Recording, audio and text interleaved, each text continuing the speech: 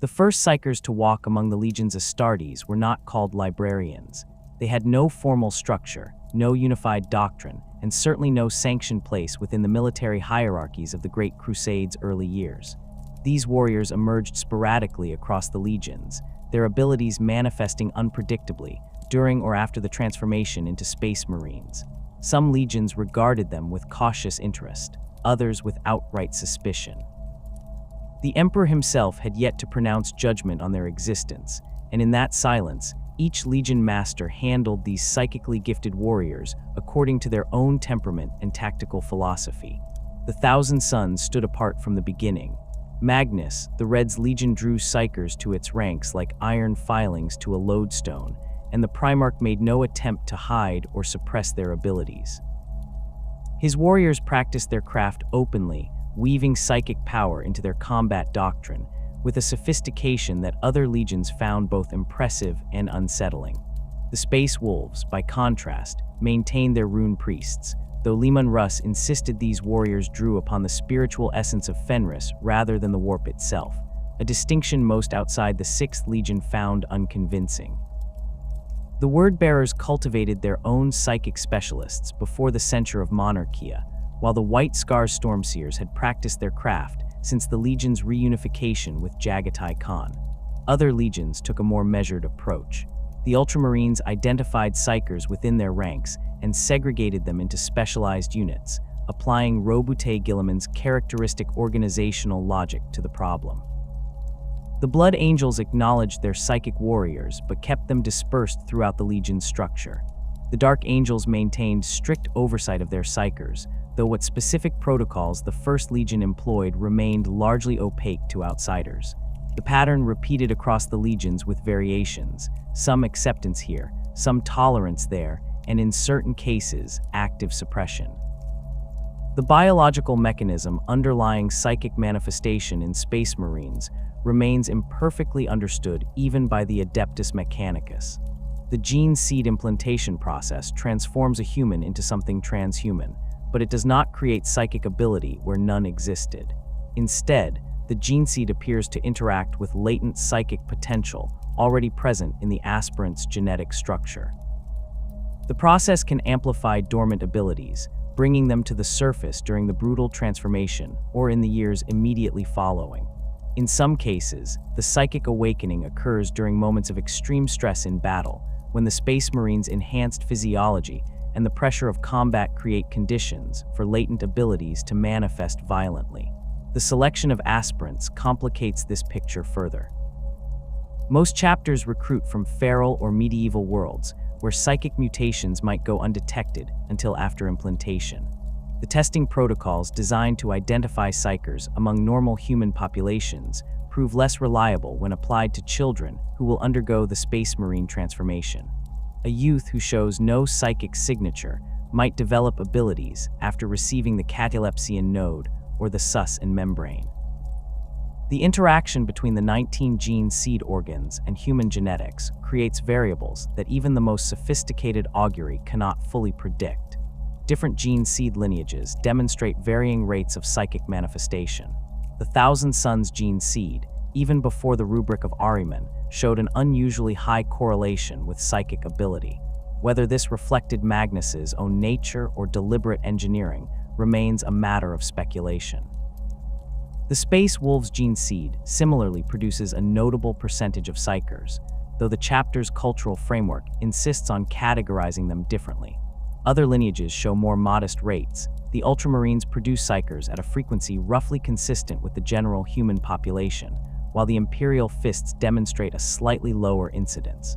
The distinction between a Librarian and other categories of Imperial psykers extends far beyond mere terminology. A sanctioned psyker serves as a tool of the Administratum or the Inquisition, their training focused on specific utilitarian applications of their gift. They learn to divine information, to communicate across distances, to detect corruption or falsehood. Their combat capabilities, when they possess any, remain secondary to these primary functions. An astropath undergoes the soul-binding ritual on Terra, sacrificing their sight and binding their essence to the Emperor's, will in exchange for the ability to project their thoughts across the galaxy's vast distances. Navigators represent something else entirely, a stable psychic mutation cultivated across millennia, their third eye allowing them to perceive the warp's currents and guide void ships through the immaterium. A librarian combines the physical supremacy of a space marine with psychic power trained for war. Where a sanctioned psyker might struggle to lift a las rifle with telekinesis, a librarian can crush a tank's hull or deflect incoming fire from an entire squad. The psychic disciplines available to librarians focus overwhelmingly on battlefield applications: biomancy to enhance already formidable physical capabilities, pyromancy to immolate the Emperor's enemies, telekinesis to manipulate the combat environment, divination to predict enemy movements and counter ambushes. Their training emphasizes integration with squad-level tactics, supporting battle brothers while eliminating threats that conventional weapons cannot address. The power differential matters significantly. A typical sanctioned psyker might rate as a delta or gamma level psyker in the Imperial classification system. Librarians routinely demonstrate beta level abilities, with some reaching the alpha level threshold that marks truly dangerous psychic potential. This raw power, combined with a space marine's enhanced physiology and centuries of combat experience, makes a librarian one of the Imperium's most formidable assets. A chief librarian of a first founding chapter commands psychic might that rivals many inquisitors, though the comparison remains imperfect given the different focuses of their training. The conditioning process that transforms a psyker space marine into a librarian begins after the standard Astartes indoctrination completes. The chapter's librarius identifies the aspirant, either through testing or because the psychic abilities have already manifested. What follows differs substantially from the hypno-conditioning and physical trials that create a standard battle brother. The psychic training emphasizes mental architecture, constructing barriers within the mind to compartmentalize psychic power and prevent the warp from bleeding through uncontrolled. The aspirant learns the fundamental disciplines, starting with simple exercises in psychic perception and progressing to active manipulation of warp energy. This training carries profound risks. The warp does not distinguish between a space marine and a normal human when it comes to possession or corruption. A librarian in training must learn to touch the immaterium while maintaining absolute control, to channel its power without allowing it to channel back through him. The process claims casualties. Some aspirants lose themselves to the warp during training, their minds shattered by forces they cannot contain. Others fall to possession, requiring immediate execution before the demon can fully manifest. The librarius maintains constant vigilance over trainees, ready to intervene at the first sign of corruption. Unlike astropaths, librarians do not undergo soul binding. This crucial distinction often gets overlooked by those unfamiliar with the Imperium's psychic infrastructure. The soul binding ritual performed in the Emperor's presence on Terra serves a specific purpose. It anchors an astropath's psychic signature to the Emperor's own essence, allowing them to project their consciousness across interstellar distances while maintaining a connection to the Astronomicon. The ritual burns out the astropath's physical sight and leaves them forever changed, but it provides protection against certain forms of warp predation. Librarians require no such binding. Their role demands flexibility and combat capability that the soul binding process would compromise. Instead, they rely on training, mental discipline, and the psychic wards and protections taught by the librarius. The psychic hood serves as the most visible symbol of a librarian's specialized training.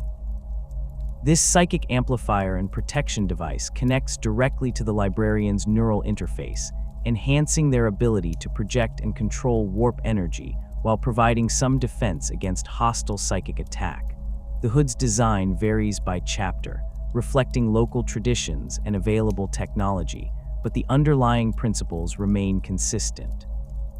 Some chapters incorporate additional psychic focusing tools, rune stones, tarot cards, psychically attuned crystals, though these accessories supplement rather than replace the fundamental mental disciplines. The librarius of each chapter maintains its own training protocols, often jealously guarded from outsiders. The specific techniques for resisting demonic incursion, the meditative practices for maintaining mental equilibrium, the methods for safely pushing psychic abilities to their limits. All of these vary between chapters. The Blood Angels teach their librarians to channel and control the red thirst, using their psychic abilities to suppress the genetic flaw that haunts their chapter. The Dark Angels librarians learn secrets of psychic interrogation and mental invasion, tools suited to their chapter's obsessive hunt for the fallen.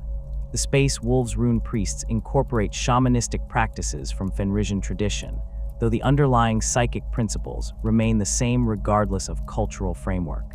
The Council of Nicaea represented the Emperor's direct intervention into a debate that had festered within the Legion's Astartes for decades.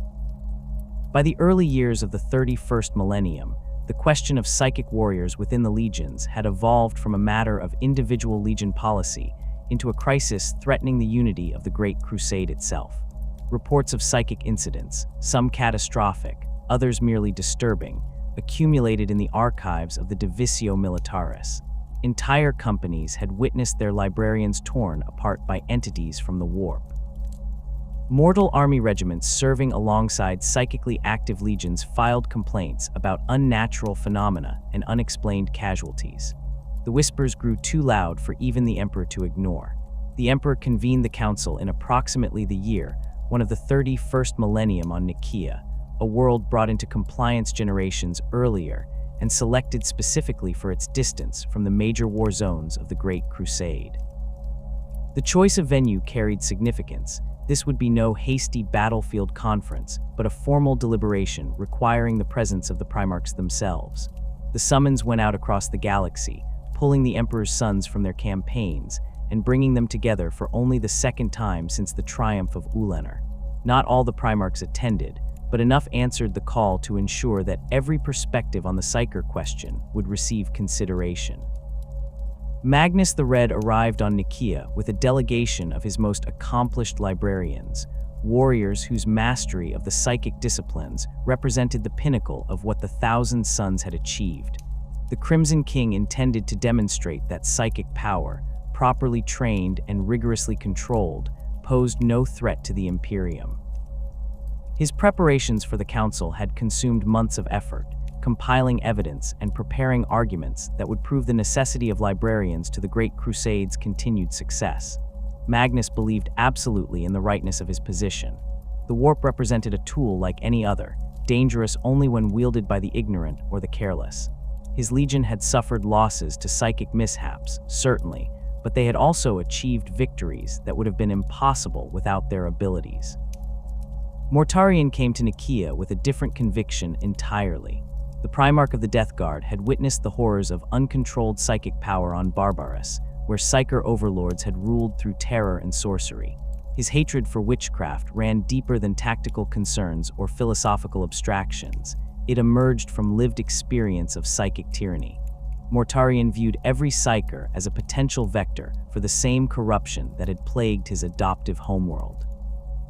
The distinction between a trained librarian and a feral witch king mattered little to him. Both drew power from the same source, and that source could not be trusted regardless of the user's intentions or training.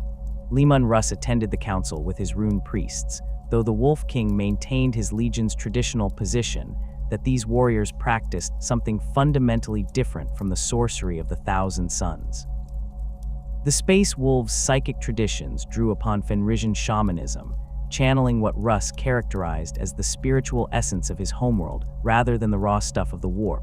Whether this distinction held any meaningful difference remained a point of fierce contention. To Magnus, the rune priests represented the worst sort of hypocrisy, psykers who refused to acknowledge their own nature. To Russ, the difference was self-evident and required no elaborate justification.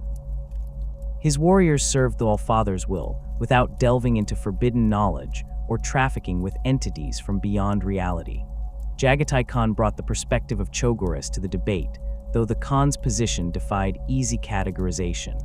The White Scars Stormseers had practiced their craft since the Legion's reunification with their Primarch, and Khan saw no reason to abandon traditions that had served his warriors well. He recognized the dangers inherent in psychic power, but considered those dangers manageable through proper discipline and cultural framework. The Khan had little patience for Mortarion's absolutism or Magnus's elaborate theoretical justifications.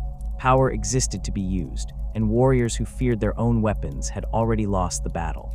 Sanguinius attended as well, though the angel's position remained characteristically measured. The Blood Angels employed librarians, and had done so throughout the Great Crusade, but Sanguinius understood the concerns raised by the anti-psyker faction. His own visions of the future had shown him horrors that might yet come to pass, and he knew that psychic power could serve as a gateway for forces hostile to humanity. Yet he also recognized that the Imperium had already committed itself to utilizing psykers across its vast bureaucratic and military apparatus. To ban librarians while maintaining astropaths and sanctioned psykers seemed inconsistent at best. Malcador, the sigillite, observed the proceedings with the authority of the Emperor's closest advisor. The ancient psyker had overseen the development of the Imperium's psychic infrastructure, establishing the protocols for soul binding and the training regimens for sanctioned psykers. His understanding of the warp exceeded that of any present save perhaps Magnus himself, and his silence during much of the debate carried its own weight. When Malcador spoke, his words shaped the Emperor's understanding of the issues at stake. Other Primarchs contributed their perspectives as well. Lorgar Aurelian, still smarting from the humiliation at Monarchia, spoke against the unrestricted use of psychic power, though his arguments carried less weight given his recent censure. Fulgrim attended but showed little interest in the technical debates, considering the entire matter a distraction from more pressing concerns.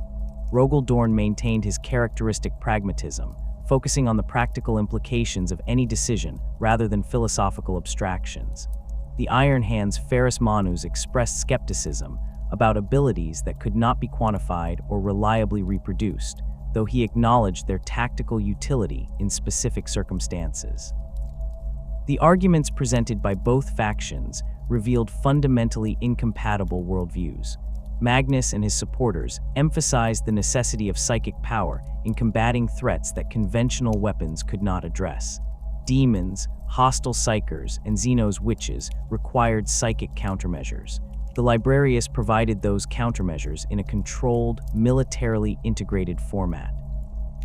Magnus presented evidence of victories achieved through psychic intervention, battles turned by timely divination, enemy leaders assassinated through psychic assault, defensive positions held against impossible odds through biomantic enhancement of space marine physiology. He demonstrated psychic techniques before the assembled Primarchs, showing the precision and control that proper training could achieve. The Crimson King also addressed the theoretical framework underlying safe psychic practice. He spoke of the enumerations, the mental exercises developed by the Thousand Sons to compartmentalize and control psychic power. He explained the classification systems his legion used to identify and manage different levels of psychic ability, ensuring that no warrior attempted feats beyond their capacity. Magnus argued that the solution to psychic incidents was not prohibition but better training, more rigorous oversight, and continued research into the nature of the warp itself. Knowledge represented humanity's greatest weapon, and willful ignorance in the face of psychic threats amounted to strategic suicide. Mortarian countered with accounts of psychic catastrophes. He described incidents where librarians had lost control during battle, their bodies serving as gateways for entities that slaughtered their own battle brothers.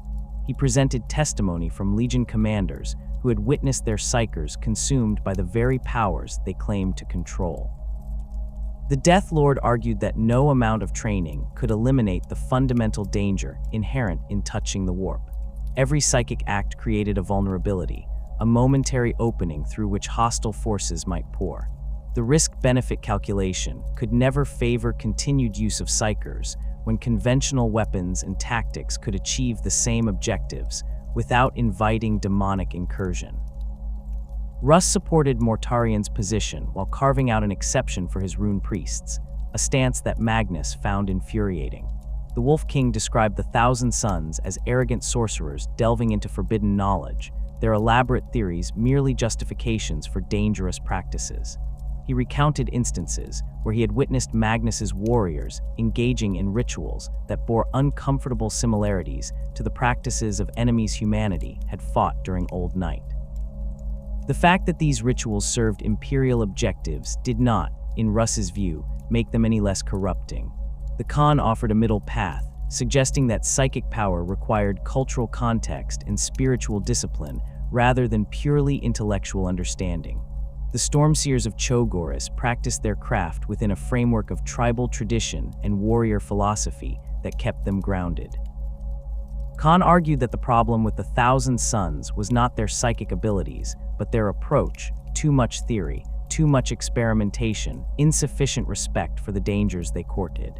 He proposed that each legion maintain its own psychic traditions under the oversight of their primarchs, who best understood their warriors' needs and capabilities. The debate extended across multiple sessions, with each faction presenting witnesses and evidence. Librarians from various legions testified about their training and their experiences in combat. Legion commanders spoke to the tactical value of psychic support or the disruption caused by psychic incidents. Representatives from the Imperial Army described encounters with Legion psychers, their accounts ranging from grateful acknowledgement of psychic assistance to horror at witnessing phenomena they could not comprehend. The sheer volume of testimony threatened to overwhelm any possibility of clear resolution. The Emperor's judgment, when it finally came, satisfied no one completely. The Edict of Nicaea banned the use of psychic powers within the Legion's Astartes and ordered the immediate disbandment of all librarious departments. The Emperor declared that while humanity would continue to rely on astropaths and sanctioned psychers for essential functions, the legions would no longer maintain psychic warriors within their ranks. Existing librarians were to return to standard combat roles, forbidden from utilizing their abilities regardless of circumstance. The edict made no distinction between the elaborate psychic disciplines of the Thousand Sons and the shamanistic practices of the Space Wolves rune priests. All were equally prohibited. The reasoning behind the Emperor's decision remained opaque. He offered no detailed explanation, no philosophical justification for choosing prohibition over regulation. Some interpreted the edict as a political compromise, an attempt to maintain unity among the Primarchs by satisfying the anti-psyker faction's demands. Others believed the Emperor had foreseen dangers that even Magnus did not comprehend, threats that required the complete suppression of Legion's psychic capabilities. The most cynical observers suggested that the Emperor simply tired of the debate and imposed a solution that would end the controversy regardless of its practical implications. Magnus departed Nicaea in a state of barely contained fury. The Crimson King had invested everything in convincing the Emperor of the rightness of his position, and the rejection cut deeper than any battlefield wound. He returned to Prospero, convinced that the edict represented a catastrophic mistake, a surrender to ignorance and superstition that would cost the Imperium dearly in battles yet to come. The Thousand Sons began the process of disbanding their librarius, but the compliance remained grudging and incomplete. How could warriors who had spent decades mastering psychic disciplines simply abandon their abilities because of a decree from Terra? The enforcement of the edict varied dramatically across the legions. The Death Guard and the Space Wolves, having championed the anti-psyker position, moved swiftly to comply, though Russ maintained his rune priests under the fiction that they practiced something other than sorcery. The Ultramarines implemented the edict with characteristic efficiency, reassigning their librarians to standard combat positions and sealing the psychic training facilities. The Dark Angels complied publicly while maintaining their own secrets, as was their way. The Blood Angels reluctantly disbanded their librarius, though Sanguinius privately doubted the wisdom of the decision. Other legions proved less cooperative. The White Scars continued to employ their Stormseers in all but name, maintaining the cultural traditions that Khan considered inseparable from his legion's identity. The Thousand Sons' compliance remained superficial at best, with Magnus's warriors continuing to practice their disciplines in private. The Word-Bearers, already embarked on their secret path toward damnation, viewed the edict as yet another example of the Emperor's hypocrisy and blindness. The fate of individual librarians depended largely on their Primarch's attitude and their legion's culture. Some adapted to their new roles without complaint, channeling their energies into conventional combat and command responsibilities. Others chafed under the restriction, feeling crippled by the prohibition against using abilities that had become integral to their identity as warriors. A few went rogue, abandoning their legions rather than submit to the edict's constraints. These renegades would later prove valuable recruits for the forces of chaos, their bitterness making them susceptible to corruption. The Edict of Nicaea created fault lines that would widen catastrophically in the years to come. Magnus's resentment festered, contributing to the decisions that would lead to the burning of Prospero. The Thousand Sons' continued psychic practices, conducted in defiance of the edict, provided ammunition for those who already distrusted the 15th Legion. When Magnus attempted to warn the Emperor of Horus's betrayal through psychic means, he violated the edict in the most spectacular fashion possible, shattering the psychic wards protecting the Imperial Webway project and unleashing horrors upon Terra itself. The Warmaster's betrayal at Istvan III rendered the Edict of Nicaea effectively void within hours of the first virus bombs falling. The theoretical debates conducted in the halls of Nicaea had presumed a unified imperium, where compliance with the emperor's decrees remained possible and enforceable. That presumption died with the loyalists trapped in the Coral City. The legions found themselves fighting not theoretical enemies, but their own brothers, and the luxury of restricting available weapons vanished in the face of immediate survival. The librarians who had reluctantly set aside their powers after Nicaea now faced a choice between maintaining their compliance with the edict or utilizing every capability at their disposal to combat traitors who acknowledged no such restrictions. The warnings that librarians attempted to provide before the heresy erupted went largely unheeded, a failure that would haunt the Imperium for millennia. Magnus the Red's catastrophic attempt to warn the Emperor of Horus's corruption through psychic means had already violated the edict in the most destructive manner possible, shattering the psychic wards protecting the Imperial Webway project beneath the Imperial Palace. The Emperor's furious response, dispatching Leman Russ and the Space Wolves to Prospero with orders to bring Magnus to account, demonstrated how thoroughly the Edict of Nicaea had poisoned the well of psychic intelligence gathering. When Magnus most needed to be believed, his method of communication guaranteed his message would be rejected as the ravings of a sorcerer who had finally succumbed to the very corruption Mortarion had warned against. Other librarians experienced premonitions and psychic disturbances in the months preceding Istvan III, but the edict created an environment where such warnings could not be effectively communicated. A Blood Angels librarian who experienced visions of battle brothers turning on each other found himself unable to report these impressions through proper channels without admitting to continued psychic practice in violation of the edict. A Dark Angels psyker who sensed a growing corruption spreading through the 16th Legion kept his concerns private, knowing that revealing his source of information would result in censure or worse.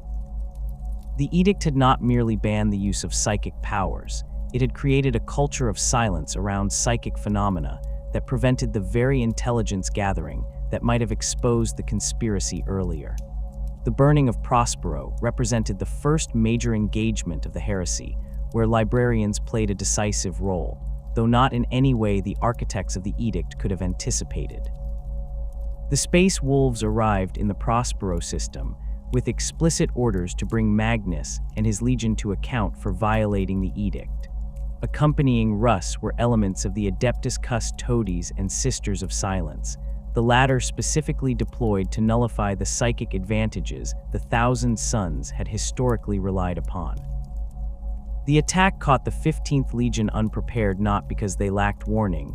Magnus had foreseen the assault through his own prescient abilities, but because the Crimson King had forbidden his sons from mounting any defense, accepting the Emperor's punishment as deserved.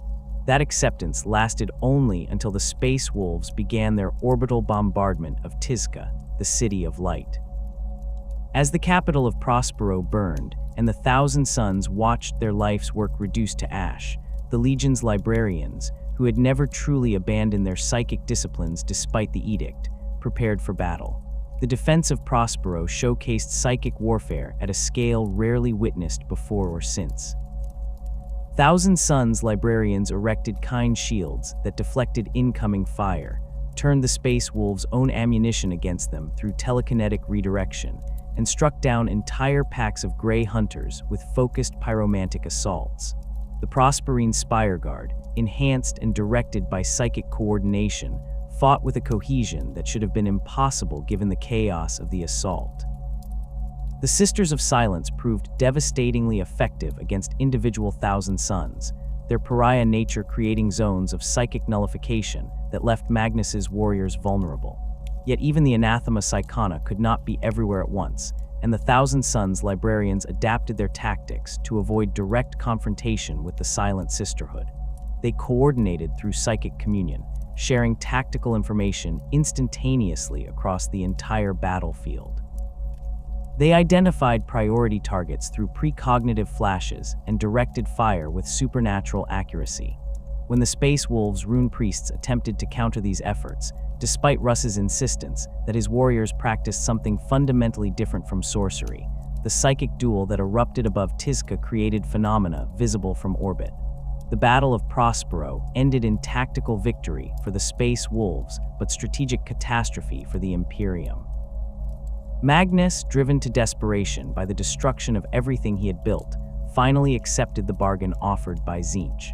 The Thousand Suns who survived the assault found themselves transported to the planet of the sorcerers within the Eye of Terror, their legion irrevocably committed to the traitor cause.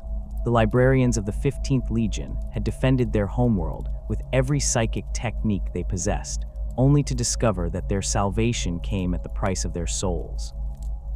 The corruption that Mortarion had warned against at Nicaea had finally manifested, though not because the Thousand Suns lacked discipline or training. The trap had been set long before, and the edict itself had served as bait. News of Prospero's fate reached the Loyalist legions piecemeal and distorted, arriving in fragments carried by refugee ships and garbled astropathic transmissions. The initial reports suggested that Magnus had fallen to corruption exactly as the anti-psyker faction at Nicaea had predicted, vindicating the edict's restrictions.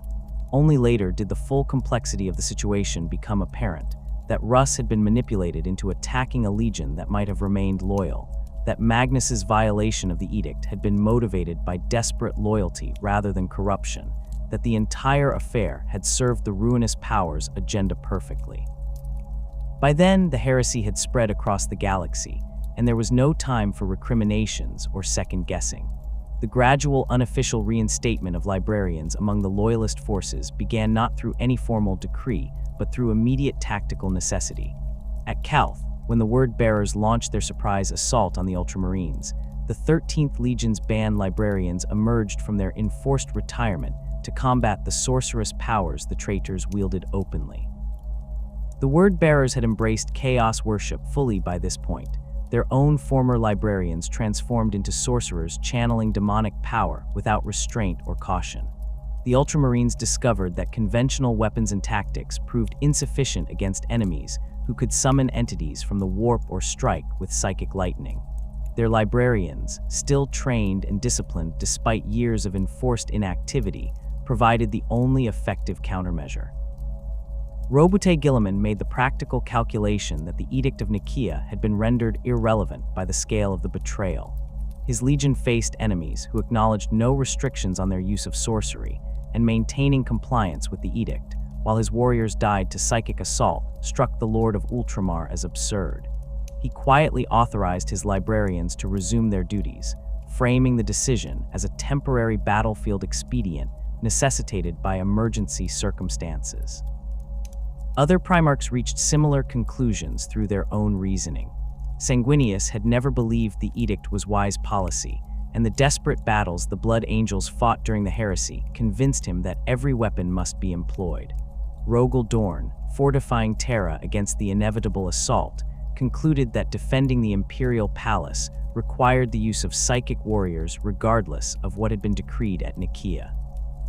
The process remained unofficial and uncoordinated, with each loyalist force making its own determination about whether and how to employ librarians.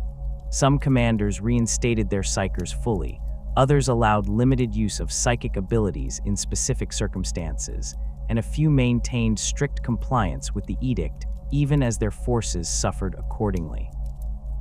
The lack of unified policy created confusion and inconsistency, but the alternative, attempting to convene another council to formally revoke the edict while the Imperium burned, was obviously impossible. The librarians themselves adapted to this ambiguous status, understanding that their rehabilitation remained contingent on immediate utility rather than any principled reversal of the Emperor's judgment. The psychic defense during the Siege of Terra demonstrated the indispensable role that librarians played in the Imperium's survival. The traitor forces that finally reached the Sol system after 7 years of civil war brought with them powers that conventional military force could not adequately address.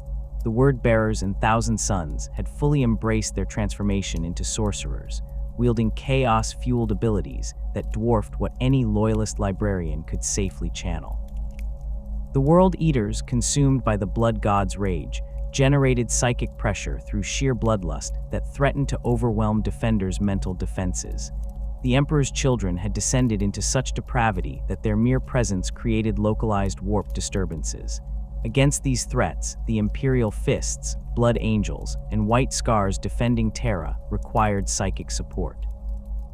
The librarians assigned to the palace's defense worked in coordinated groups, establishing psychic wards across critical locations and maintaining constant vigilance against demonic incursion. When the traitors breached the ultimate gate, it was a cadre of Imperial Fists librarians who held the psychic breach long enough for reinforcements to arrive and seal the physical gap. Blood Angels psykers worked to suppress the Black Rage that threatened to consume their battle brothers during the most desperate phases of the siege, channeling their abilities inward to maintain their legion's cohesion. White Scars Stormseers provided early warning of enemy movements through psychic reconnaissance, their abilities proving more reliable than conventional augury in the warp-saturated environment surrounding Terra. The deployment of librarians in covert operations behind traitor lines represented another critical application of psychic abilities during the heresy. The Alpha Legion's betrayal had demonstrated that the traitors possessed sophisticated intelligence networks and operational security that conventional infiltration struggled to penetrate. Librarians offered capabilities that no amount of training or equipment could replicate in non-psykers. A Raven Guard librarian could use psychic camouflage to move through enemy territory completely undetected, his abilities complementing his legion's natural aptitude for stealth warfare. Dark Angel psykers employed mental manipulation to extract information from captured traitors or to implant false intelligence in enemy agents before releasing them. These covert operations achieved results that justified the risks involved. A team of Space Wolves operating behind word-bearers' lines successfully identified and eliminated a sorcerer cabal that had been coordinating demonic summoning rituals across an entire sector. Salamander's librarians infiltrated a Death Guard logistics hub and used their abilities to sabotage the traitors' supply network in ways that appeared to be natural equipment failures rather than enemy action. The psychological impact of these operations extended beyond their immediate tactical effects. The traitors could never be certain whether their security had been compromised, whether their communications remained private, or whether the warriors standing beside them had been psychically influenced. The corruption of traitor librarians into full sorcerers represented the ultimate vindication of the concerns raised at Nicaea, though not in the manner Mortarion or Russ had articulated. The Death Lord had argued that any use of psychic power created vulnerability to corruption, that no amount of training or discipline could eliminate the fundamental danger. Events proved him both right and wrong. The traitor librarians did indeed fall to corruption, but not because they lacked discipline or training. The Thousand Sons remained the most rigorously trained psykers in the galaxy, even as they damned themselves.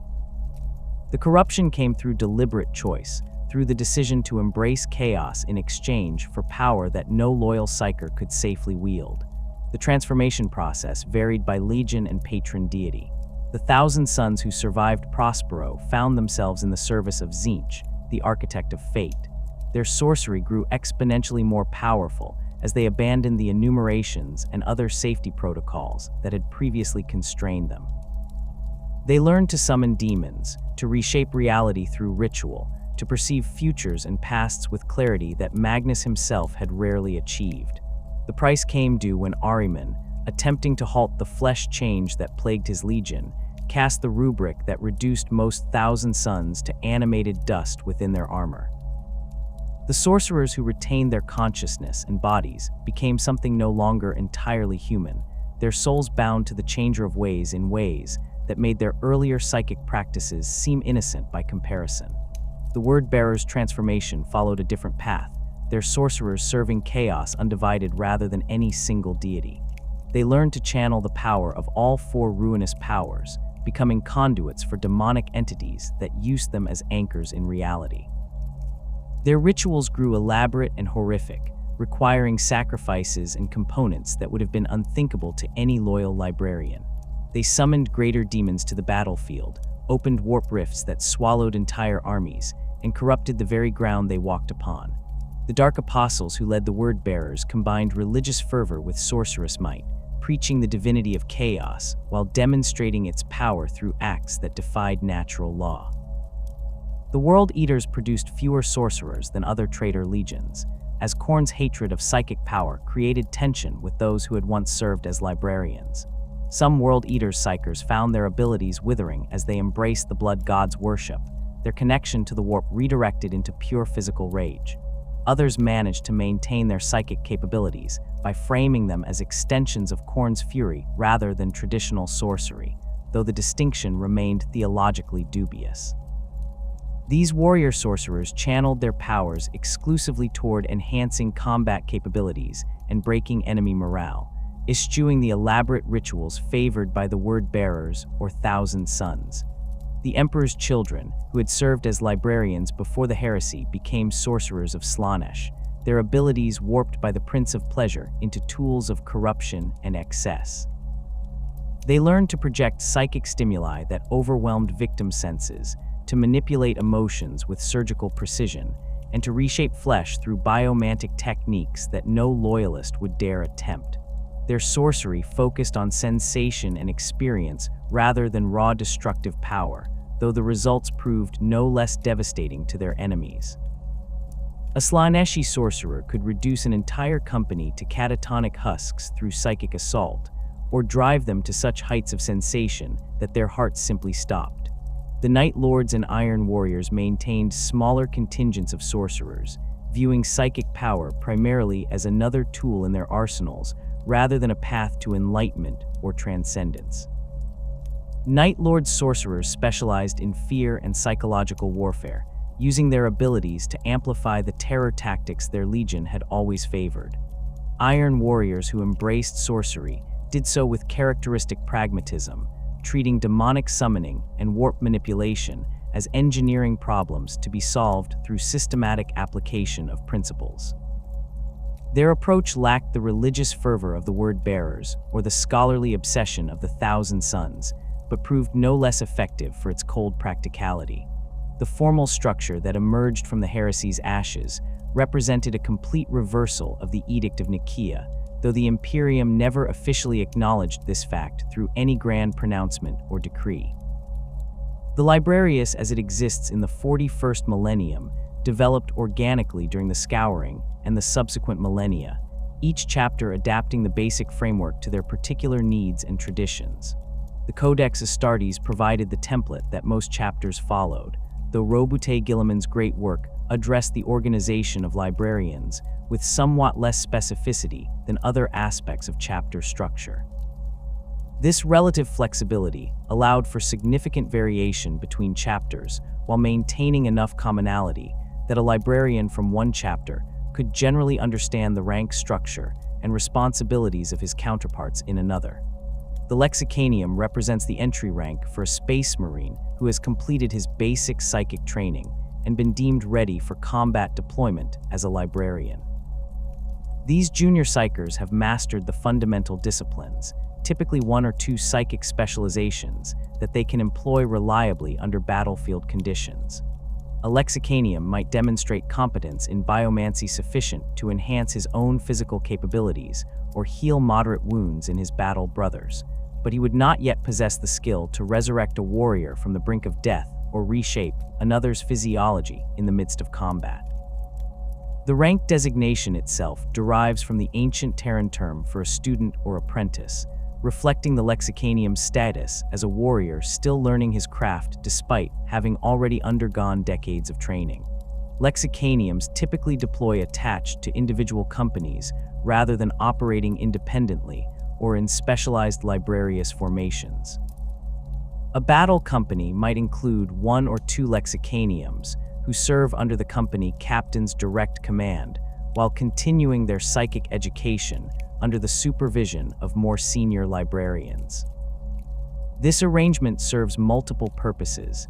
It provides the company with psychic support for combat operations, gives the lexicanium practical experience applying his abilities in real battlefield conditions, and allows senior librarians to observe the junior psyker's performance and identify areas requiring additional training.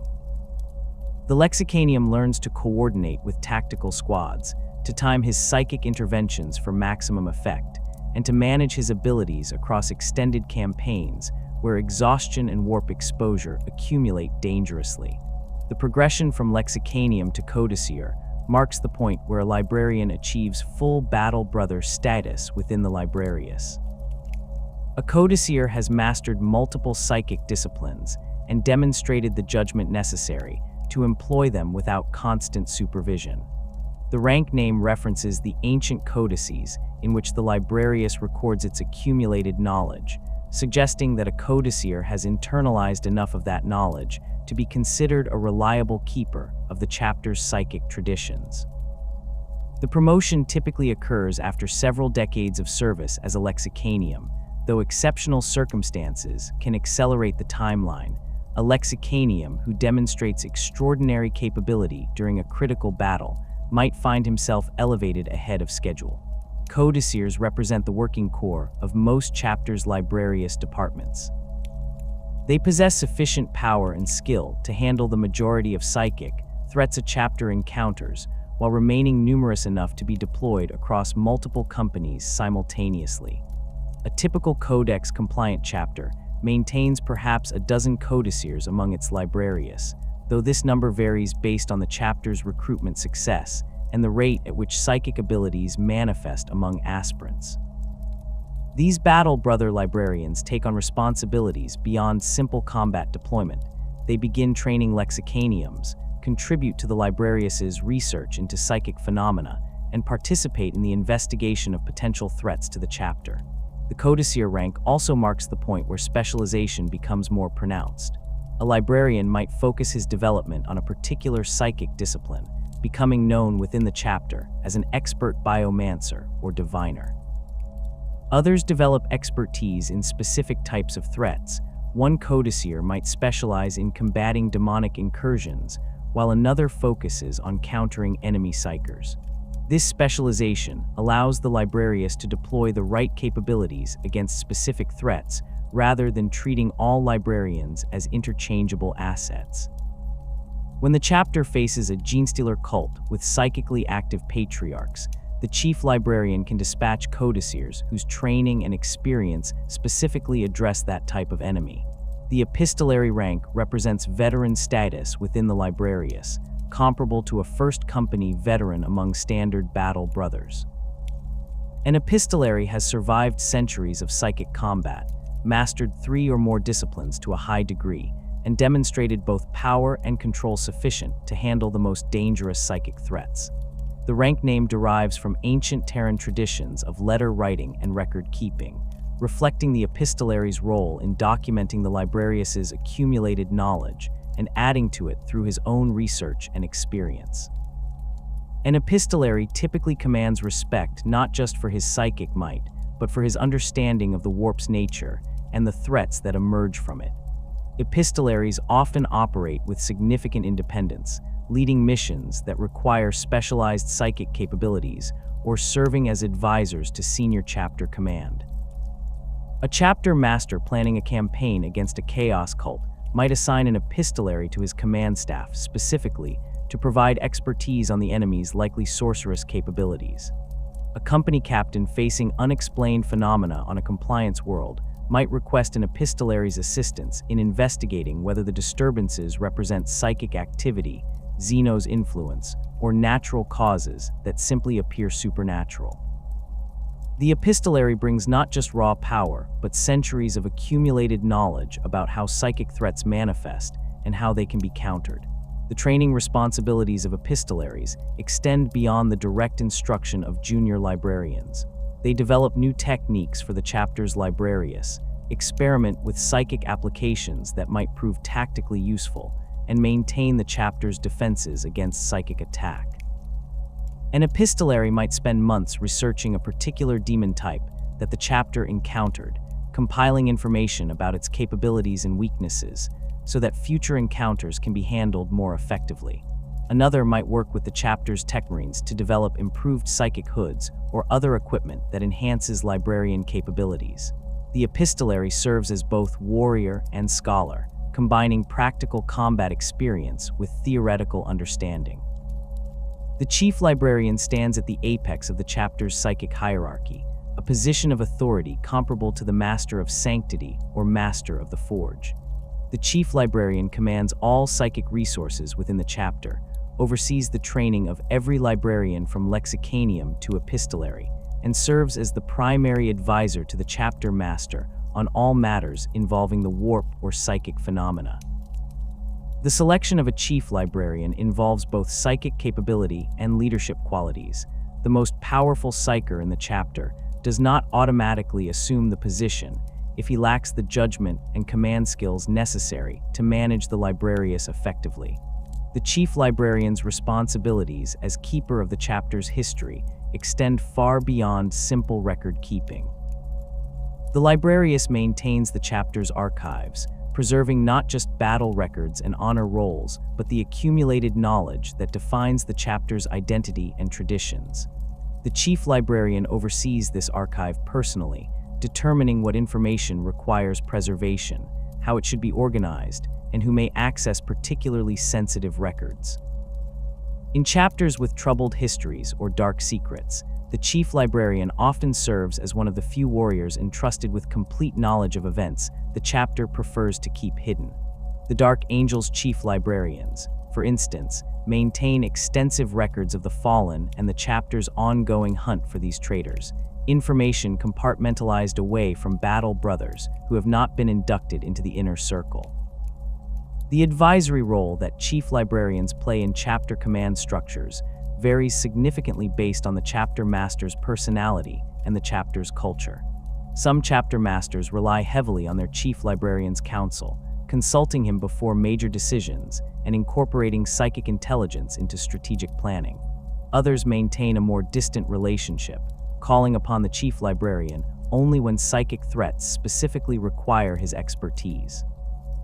The relationship between Azrael and Ezekiel in the Dark Angels demonstrates the former pattern.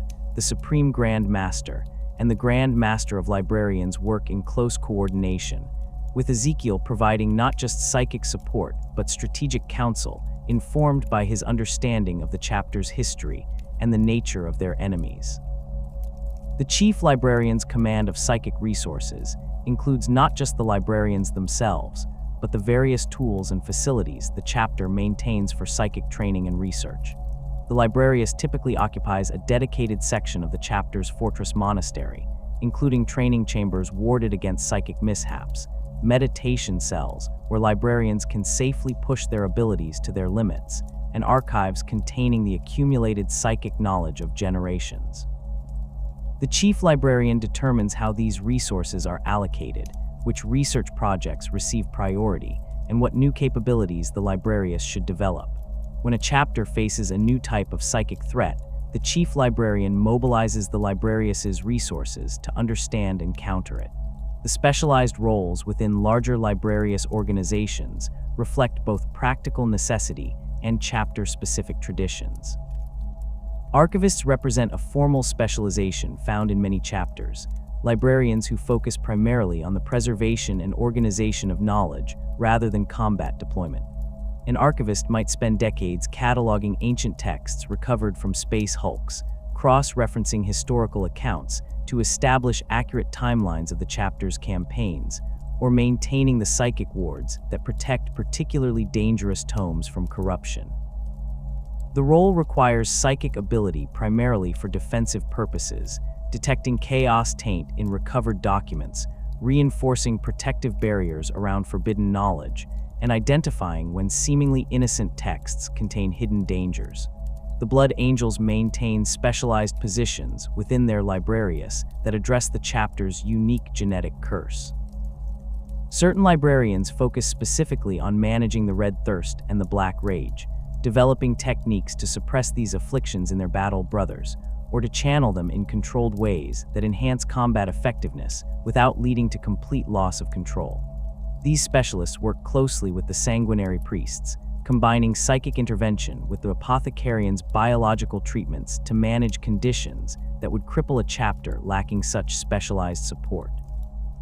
When a Blood Angel begins showing signs of succumbing to the Black Rage, a librarian trained in these techniques might be able to delay or even temporarily reverse the process, buying time for the warrior to be properly inducted into the Death Company rather than falling to madness in the midst of battle. The Death Company itself requires psychic oversight that represents one of the Blood Angel's Librarius's most challenging responsibilities. The chaplains who shepherd the Death Company provide spiritual guidance and tactical direction, but librarians must monitor the psychic phenomena that accompany the Black Rage. The visions that consume Death Company warriors generate psychic pressure that can affect nearby battle brothers, potentially triggering the rage in others who might otherwise resist it. Librarians assigned to Death Company operations work to contain this psychic bleed-off, preventing the madness from spreading while allowing the afflicted warriors to fight with the terrible fury that makes them so devastating in assault operations. The Space Wolves reject the standard Librarius terminology entirely, maintaining their rune priests as a distinct organization that predates the Imperium itself.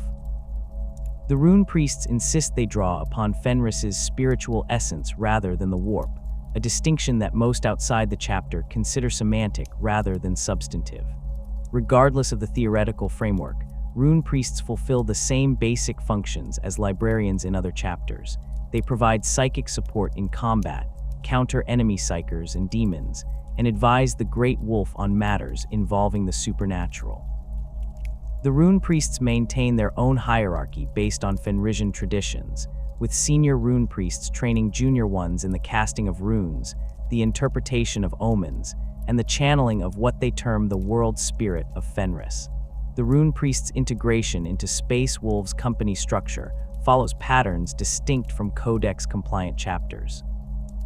Rather than maintaining a separate librarius that deploys individuals to companies as needed, each great company typically includes one or more rune priests who serve as permanent members of that formation. These rune priests develop close working relationships with their great company's Wolf Lord and the other warriors they fight alongside, creating a level of tactical integration that librarians in other chapters might envy. The trade-off comes in reduced flexibility. The Space Wolves cannot easily concentrate psychic power by pulling rune priests from multiple companies for a single operation without disrupting the great company's established command structures. The relationship between the Librarius and other chapter command structures requires careful management to avoid conflicts over authority and resources. The Reclusium maintains responsibility for the chapter's spiritual health and the purity of its warriors' faith, areas that overlap uncomfortably with the Librarius's role in detecting and combating chaos corruption.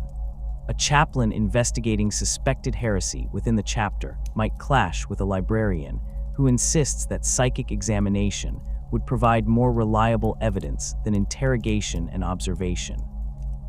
These tensions typically resolve through established protocols that define each organization's jurisdiction, though the specifics vary by chapter.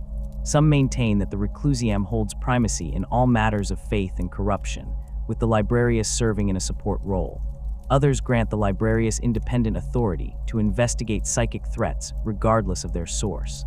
The Apothecarian's relationship with the Librarius centers on the intersection of biology and psychic phenomena. Apothecaries monitor the physical health of all battle brothers, including librarians, but they lack the expertise to assess psychic strain or warp exposure. A librarian might appear physically healthy while suffering from psychic exhaustion that will manifest as catastrophic loss of control if not addressed. The two organizations must coordinate to ensure that librarians receive appropriate medical care that accounts for both their enhanced physiology and their psychic nature. In chapters like The Blood Angels, where genetic flaws create ongoing medical challenges, this coordination becomes even more critical. The armory maintains the specialized equipment that librarians require, from psychic hoods to force weapons. Techmarines who work with the Librarians develop expertise in technologies that combine machine spirits with psychic principles, creating tools that respond to their wielders' mental commands and enhance psychic abilities through mechanisms that blur the line between science and sorcery.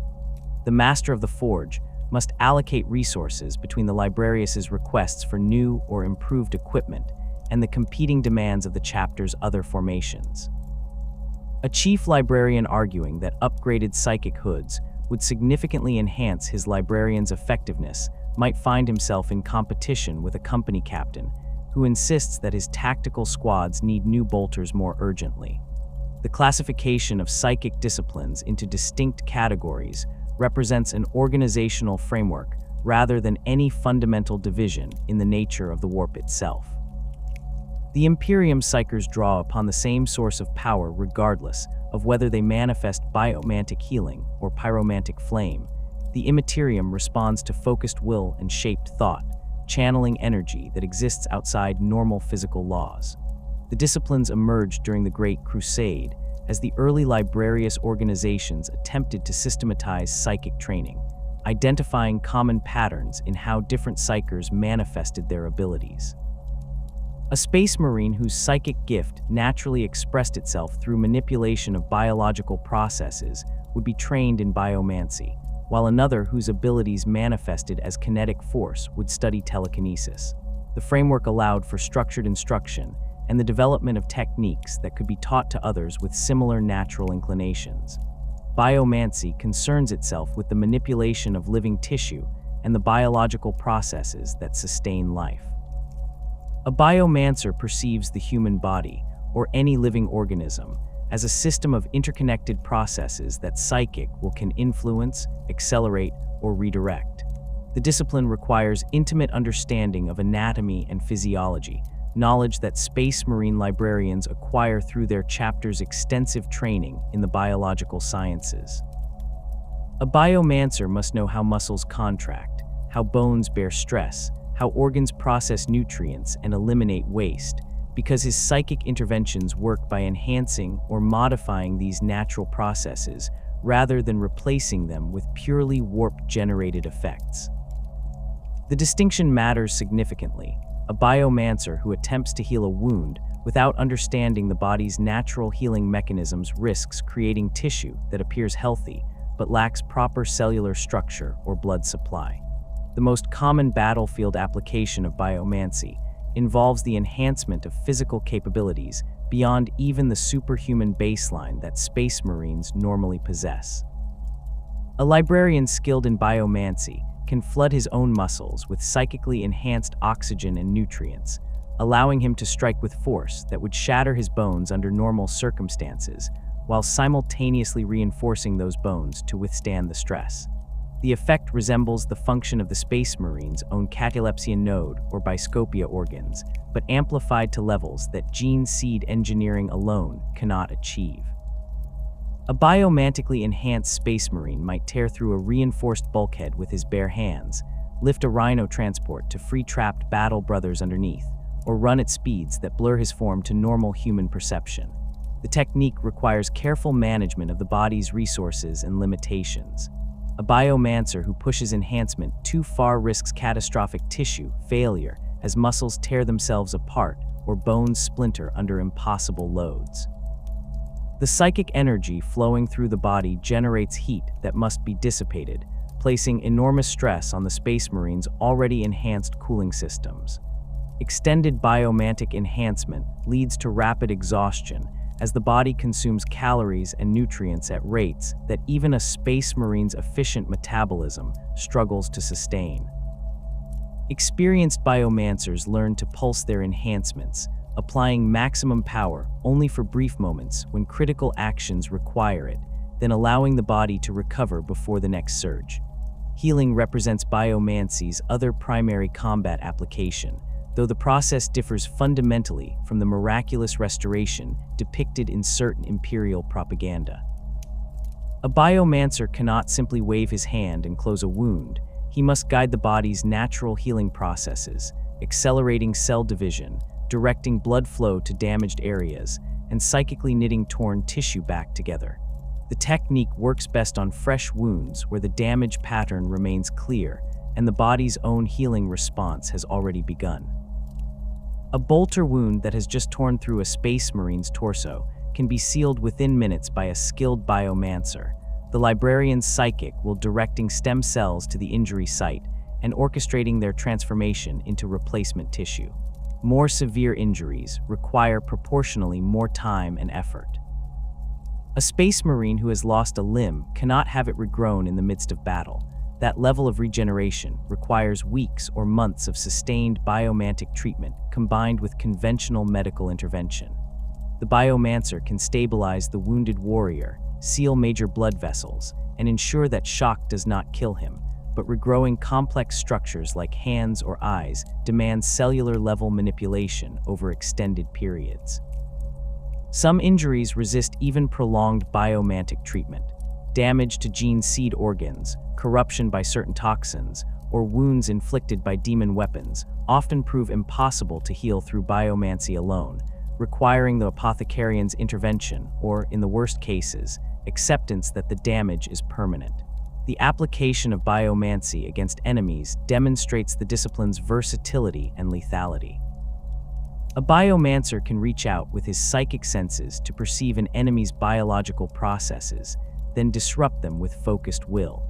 The technique might involve accelerating cellular division until tumors bloom throughout the target's body within seconds, or halting the electrical impulses that coordinate heartbeat and breathing. Against unarmored enemies, a biomancer can cause blood to boil in their veins, bones to soften and collapse, or neurons to misfire catastrophically.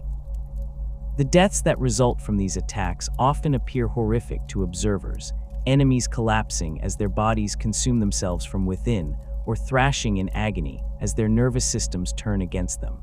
Armored targets present greater challenges, but remain vulnerable to biomantic assault. Power armor and even Terminator plate cannot shield the wearer from psychic attack that bypasses physical barriers entirely. A biomancer facing a Chaos Space Marine in full warplate might ignore the armor completely, reaching through it with his psychic senses to target the traitor's biology directly. The technique requires greater focus and power than attacking an unarmored target, as the biomancer must first locate his victim through the armor's mass, then project his will through layers of ceramite and plasteel to reach living tissue. Against opponents with their own psychic defenses or resistance to warp-based attacks, the effort might prove too costly to justify when other disciplines could achieve the same result more efficiently. The risks inherent in biomancy extend beyond simple exhaustion or psychic backlash. A biomancer who regularly manipulates biological processes, particularly his own, risks developing an unhealthy fascination with the malleability of flesh. The ruinous powers, particularly Nurgle and Slaanesh, find biomancers tempting targets for corruption.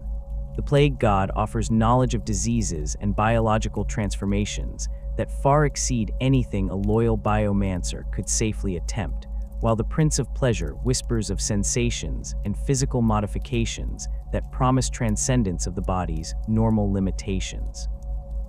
Librarians trained in biomancy receive extensive instruction in recognizing these temptations and maintaining strict boundaries around what manipulations they will attempt. The line between healing and corruption can blur dangerously when a biomancer begins experimenting with modifications that enhance capability, but alter the fundamental nature of what they affect. Pyromancy and telekinesis represent two aspects of a broader discipline concerned with the projection of force through psychic will. The Imperium's training frameworks typically address them together despite their superficial differences. as both involve imposing the psyker's intent upon physical reality through direct application of warp energy. A telekinetic creates force through pure psychic pressure, while a pyromancer generates thermal energy that manifests as flame, but the underlying mechanism, channeling power from the immaterium to affect the material universe, remains fundamentally similar.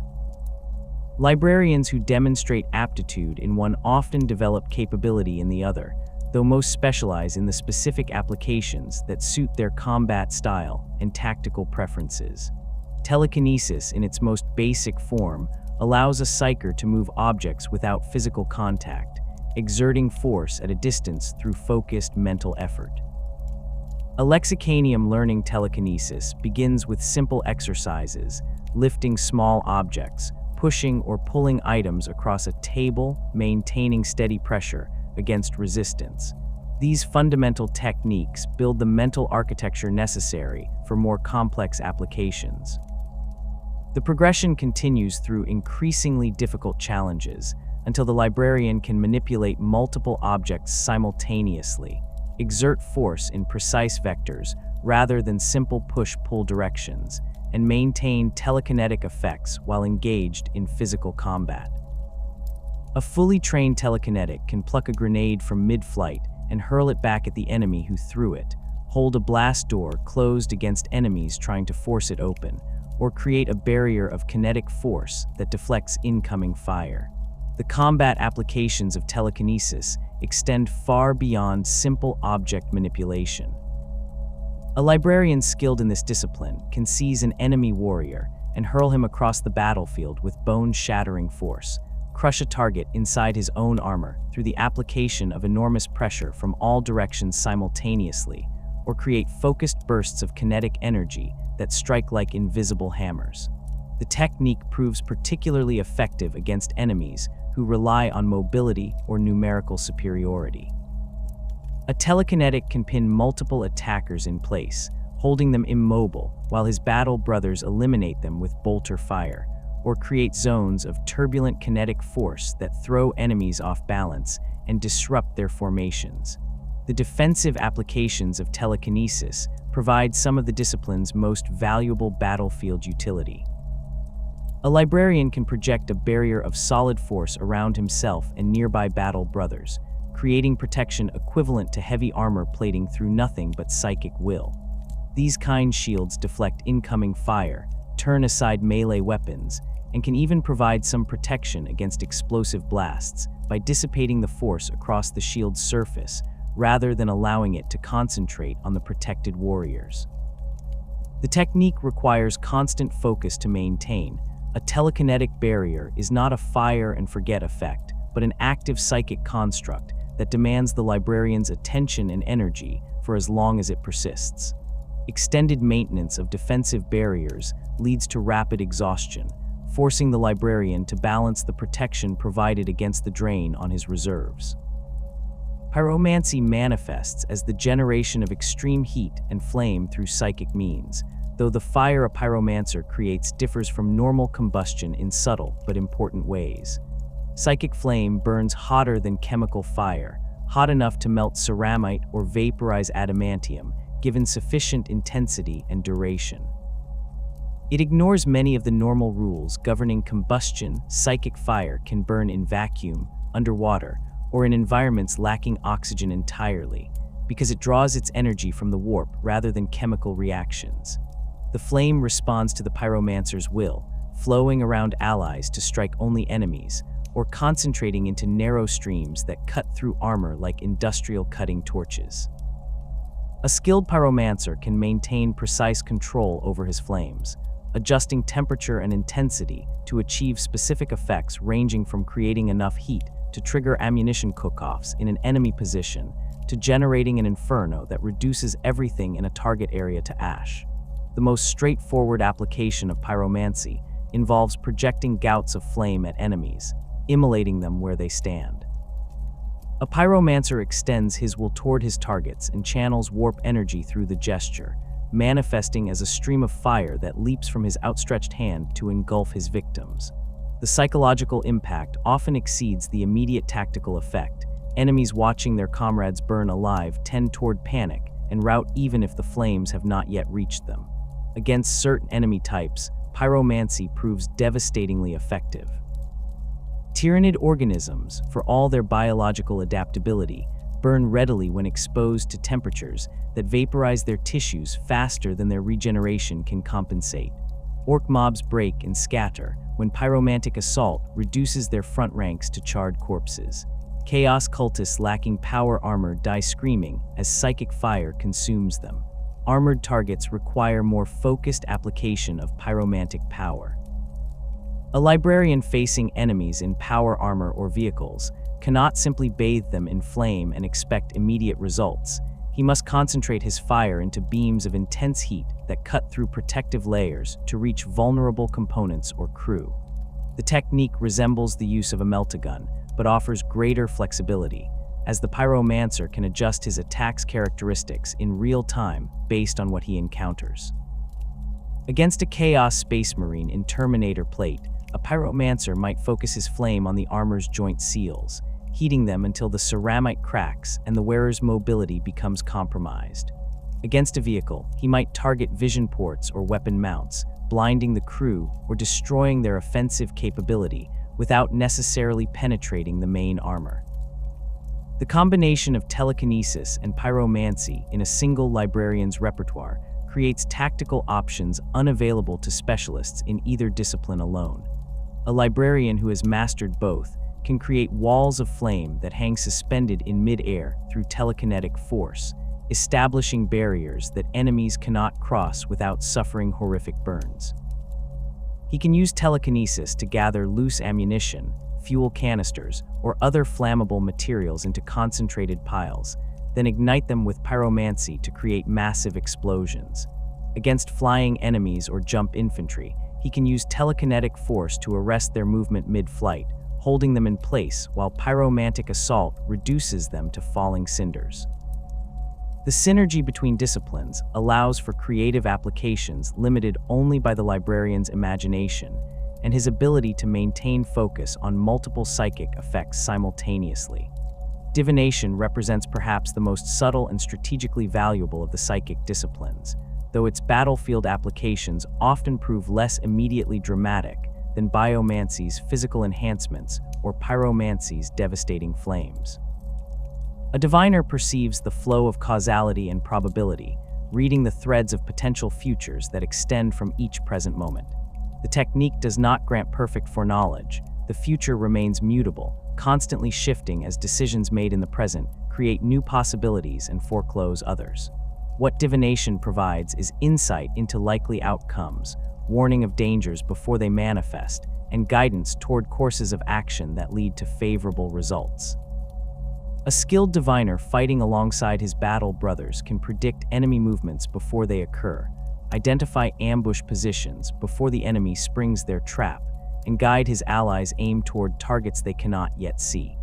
The mechanism underlying divination differs from other psychic disciplines in that the diviner does not impose his will upon reality, but instead opens his consciousness to information that already exists within the warp. Every decision, every action, every thought creates ripples in the immaterium that a sufficiently sensitive psyker can detect and interpret. The past leaves echoes that a diviner can read to understand what has occurred in a location or to an object. The present generates patterns that reveal hidden truths. A diviner can sense when someone lies, detect concealed enemies, or identify which of several paths through dangerous terrain offers the safest passage. The future exists as a constantly shifting web of possibilities, each potential outcome creating its own psychic signature that the diviner perceives and evaluates. Combat applications of divination focus primarily on prediction and guidance. A diviner fighting in close combat perceives his opponent's intended strikes a fraction of a second before they occur, allowing him to position his defense perfectly or to exploit openings that have not yet appeared. The advantage proves decisive when both combatants possess superhuman speed and reflexes. The diviner moves not in reaction to what his enemy does, but in anticipation of what his enemy will do, staying perpetually one step ahead. Against ranged attacks, divination allows the librarian to sense incoming fire and position himself to avoid it, or to know when taking cover is essential versus when he can safely remain exposed. The effect does not make the diviner invulnerable. A sufficiently overwhelming volume of fire will hit regardless of precognitive warning, but it dramatically improves his survival odds in situations where split-second decisions determine life or death. The guidance that diviners provide to their battle brothers extends their personal advantage to entire squads or companies. A diviner can project his precognitive insights to nearby allies, warning them of danger or highlighting targets that will prove critical to the battle's outcome. The technique manifests in various ways depending on the diviner's training and preferences. Some project their visions directly into their allies' minds, others provide verbal warnings and instructions, and some work more subtly by nudging their battle brothers' perceptions toward relevant details without conscious awareness of the psychic intervention. The most skilled diviners coordinate entire formations through their predictions, positioning units to intercept enemy movements before those movements begin, or concentrating fire on targets whose destruction will create cascading failures in the enemy's tactical plan. Strategic-level divination attempts to perceive patterns and outcomes across campaigns or even decades rather than individual battles. A chief librarian might enter deep meditation to divine the likely consequences of different strategic choices facing his chapter master, whether to commit forces to a particular war zone, which enemy leader to prioritize for assassination, or where the chapter's enemies will strike next. These long-range predictions prove far less reliable than combat-scale divination, as the number of variables increases exponentially with the time scale involved. A diviner might perceive that a particular course of action leads to catastrophe, but remain unable to identify the specific mechanism or timing of that catastrophe. The visions often arrive in symbolic or metaphorical form rather than clear images of future events, requiring interpretation that introduces additional uncertainty. The dangers inherent in divination center on the risk of becoming lost in the web of possible futures, or of perceiving threats that do not yet exist and may never manifest. A diviner who looks too deeply into potential futures risks losing his connection to the present, his consciousness scattered across too many timelines to maintain coherent focus on the actual reality he inhabits. Some diviners develop an obsessive need to prevent disasters they have foreseen, even when their visions show only one possibility among thousands, and their attempts at prevention might create worse outcomes. The discipline requires exceptional mental discipline and a philosophical acceptance that not every perceived danger can or should be prevented. A diviner must learn to distinguish between visions that represent genuine warnings, requiring action, and those that show merely one thread among many in the tapestry of possibility. Telepathy encompasses all psychic techniques involving direct mind-to-mind contact, from simple communication to devastating psychic assault.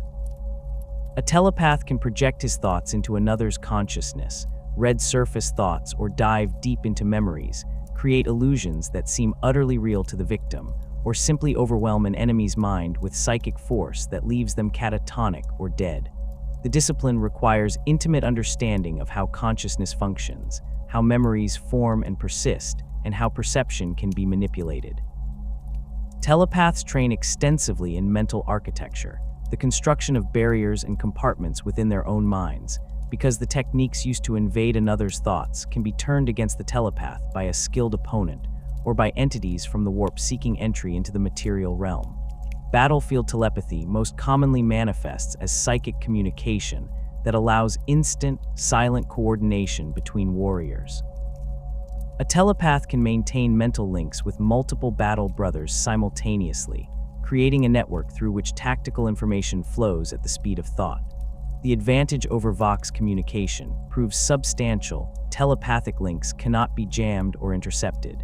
They function regardless of environmental conditions that would block radio signals, and they allow for the transmission of complex tactical concepts that would require lengthy verbal explanation. A telepath coordinating a squad can share his exact perception of the battlefield with every member, ensuring that all warriors possess identical situational awareness, and can respond to changing conditions with perfect synchronization. Psychic interrogation represents one of telepathy's most valuable intelligence-gathering applications. A telepath can extract information from a prisoner's mind far more efficiently and reliably than physical torture or conventional interrogation techniques. The process involves establishing a mental link with the subject, then navigating through their memories and thoughts to locate relevant information. A skilled telepath can identify when a subject attempts to lie or withhold information, can bypass conscious resistance to access memories the subject has tried to suppress, and can extract data the subject does not consciously realize they possess. The technique proves particularly valuable against enemies who have been conditioned to resist conventional interrogation. A telepath can work around or break through mental conditioning that would defeat normal questioning. The ethics of psychic interrogation remain contentious even within the Imperium's generally utilitarian moral framework. The process inflicts psychological trauma on its subjects, potentially leaving them with permanent mental damage even when the telepath exercises care to minimize harm. Some chapters maintain strict protocols governing when psychic interrogation is permissible and what safeguards must be observed. Others view enemy minds as legitimate targets for any technique that yields useful intelligence, accepting collateral damage to the subject's sanity as an acceptable cost. The Dark Angels Librarians, working in coordination with their chapter's interrogator chaplains, have developed psychic interrogation techniques specifically designed to break the mental conditioning that protects the fallen, methods that most other chapters would consider excessive, if not outright forbidden. Offensive telepathy strikes directly at an enemy's consciousness, bypassing physical defenses entirely. A telepath can project overwhelming psychic force into a target's mind, inducing effects ranging from temporary disorientation to permanent brain death, depending on the power applied and the victim's resistance. Against unprotected minds, normal humans lacking psychic ability or mental conditioning, even a relatively weak telepathic assault proves devastating. The victim experiences sensory overload, their consciousness flooded with input that their brain cannot process, leading to immediate incapacitation or death as neural pathways burn out under the strain. Against more resistant targets like other space marines or enemy psykers, telepathic assault requires greater power and precision, the telepath forcing his will through his opponent's mental defenses to strike at the consciousness beneath. The creation of illusions represents telepathy's most subtle offensive application. A telepath can project false sensory information directly into a target's mind, making them perceive things that do not exist or fail to perceive real threats. The technique proves particularly effective when the illusions align with the target's expectations or fears. A sentry who expects to see empty corridor will more readily accept a telepathic illusion showing exactly that, even if enemies are actually advancing down that corridor in plain sight. More elaborate illusions require proportionally more effort to maintain and prove more difficult to sustain against targets who have reason to question what they perceive. A telepath attempting to make an enemy perceive their own allies as hostile must constantly adjust the illusion to account for inconsistencies that might break the deception. The immaterium exists as a realm of pure psychic energy where thought and emotion become tangible forces, where the laws of physics hold no dominion, and where entities of malevolent intelligence hunt for opportunities to manifest in real space. Every time a librarian draws upon the warp to fuel his abilities, he creates a connection between his consciousness and this hostile dimension. The act resembles opening a door between two rooms. While the door remains open, things can pass through in both directions. A librarian channeling psychic power to enhance his strength or project flames has opened that door deliberately, but he cannot control what might attempt to pass through from the other side. Demonic entities perceive psykers as blazing beacons in the warp, their psychic signatures visible across vast distances within the immaterium. The more powerful the psyker and the more energy he channels, the brighter that beacon burns and the more attention it attracts. The fundamental danger extends beyond simple detection. When a librarian channels warp energy, his soul becomes temporarily exposed to the immaterium's denizens. Demons and other hostile entities can attempt to establish a foothold in the psyker's consciousness during these moments of vulnerability, seeking to corrupt his thoughts, influence his actions, or in the worst cases, seize control of his body entirely. The process does not require the librarian to make any obvious mistake or to deliberately invite such contact. Merely using his abilities creates the opportunity for demonic interference. A librarian who has successfully channeled the same biomantic enhancement technique 1,000 times might find that on the 1,001st attempt, something notices his psychic signature and reaches through the connection he has created. Possession represents the ultimate catastrophe that can befall a librarian, though the process differs substantially from the sudden dramatic transformations depicted in certain imperial propaganda. A demon cannot simply leap into a space marine's body the instant he uses his psychic abilities. The gene seed modifications, psychic training, and mental conditioning that create a librarian provide substantial resistance to such crude attempts at invasion. Instead, possession typically occurs through gradual erosion of the librarian's defenses, the demon working patiently to establish influence over time rather than attempting immediate takeover. The entity might begin by planting thoughts that the librarian believes are his own, subtle suggestions that push him toward actions that weaken his mental barriers or isolate him from his battle brothers. Over weeks or months, the demon's influence grows as the librarian unknowingly cooperates with his own corruption. The signs of early-stage possession often prove difficult to distinguish from normal stress, exhaustion, or personality changes that any warrior might experience across centuries of service. A librarian might become more irritable or withdrawn, might begin questioning doctrines he previously accepted without hesitation, or might develop unusual interests in forbidden topics. His battle brothers might notice minor behavioral changes, a tendency to volunteer for solo missions, reluctance to participate in chapter rituals, or subtle shifts in his psychic signature that other librarians perceive as somehow wrong without being able to articulate exactly what has changed.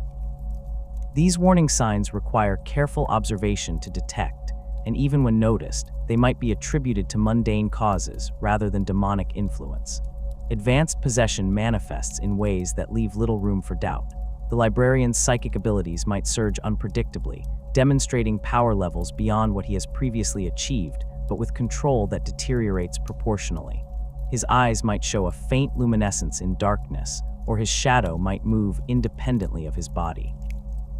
Physical changes can occur as the demon's presence begins reshaping its host, skin developing an unhealthy pallor, wounds healing in ways that leave unnatural scarring, or the librarian's voice taking on subtle harmonics that suggest multiple entities speaking simultaneously.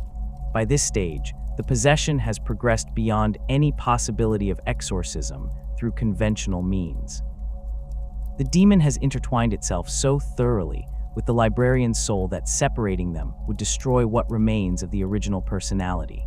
The response protocols that chapters maintain for dealing with compromised librarians reflect the serious threat that a possessed space marine represents. A corrupted librarian combines the combat capabilities of a space marine with psychic powers potentially amplified by demonic influence, making him extraordinarily dangerous to his former battle brothers. Most chapters maintain standing orders that suspected possession cases must be reported immediately to the chief librarian and the master of sanctity, with the affected librarian placed under constant observation pending investigation. If possession is confirmed, execution becomes the only viable option in the vast majority of cases. The Imperium possesses no reliable method for exorcising demons from space marines without killing the host, and the risk of the possessed librarian escaping or spreading corruption to others outweighs any value his survival might provide. The perils of the warp represent a broader category of psychic phenomena that can manifest whenever a librarian channels power from the Immaterium, ranging from minor nuisances to catastrophic disasters. The Imperium's classification system organizes these phenomena by severity and frequency, though the boundaries between categories remain imprecise. Minor perils might include brief sensory distortions, temporary exhaustion beyond what the psychic effort itself would normally cause, or small-scale environmental effects like flickering lights or sudden temperature drops. These incidents occur relatively frequently during psychic activity and generally resolve themselves within moments without lasting consequences. A librarian experiencing minor perils might feel momentary disorientation or notice that nearby equipment malfunctions briefly, but he can typically continue his activities without significant disruption. Moderate perils escalate the danger substantially. These manifestations might include psychic feedback that causes physical injury to the librarian, uncontrolled bursts of psychic energy that damage the surrounding environment or harm nearby individuals, or brief manifestations of warp entities that dissipate before fully entering real space. A librarian who triggers moderate perils while channeling biomancy might find the enhancement effect backfiring, causing tissue damage instead of strengthening his body. One attempting telekinesis might lose control of the forces he has summoned, causing objects to fly about randomly rather than following his intended direction. Pyromantic techniques gone wrong can result in flames spreading beyond the librarian's control, potentially injuring allies or consuming resources the chapter cannot afford to lose. The physical manifestations that accompany moderate perils often prove disturbing to witnesses even when they cause no immediate harm. Reality might temporarily thin around the librarian, creating visual distortions where the warp bleeds through into normal space. Observers might glimpse impossible colors, perceive sounds that have no physical source, or experience brief tactile sensations of things brushing against them, despite nothing being present. The air around the librarian might crackle with visible energy, or shadows might move in ways that defy the position of light sources. These phenomena typically last only seconds, but they serve as stark reminders that psychic power draws upon forces that exist outside natural law and that resist complete control even by the most disciplined practitioners. Catastrophic perils represent the nightmare scenario that all librarians train to prevent but know they cannot eliminate entirely as a possibility. These events involve full demonic manifestation, massive uncontrolled releases of warp energy, or the creation of temporary rifts between real space and the immaterium. A catastrophic peril might result in a demon physically manifesting where the librarian stands, using his body as an anchor point to force its way into reality. The entity might be a lesser demon that a squad of space marines can destroy through concentrated fire, or it might be something far more dangerous that requires sustained combat to banish.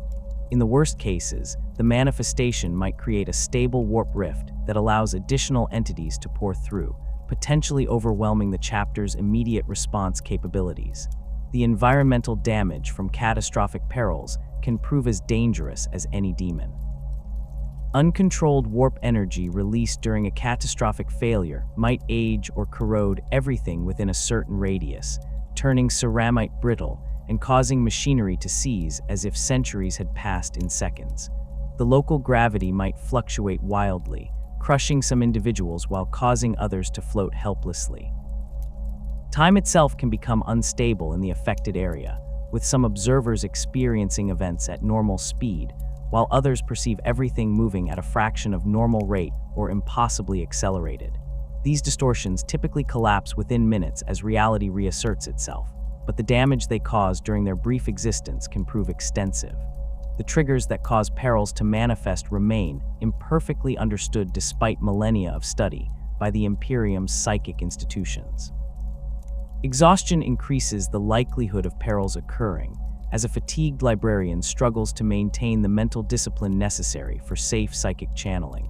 Attempting to channel more power than the librarian's training and natural ability can safely handle dramatically increases peril risk. A lexicanium trying to perform techniques that would challenge an epistolary court's disaster.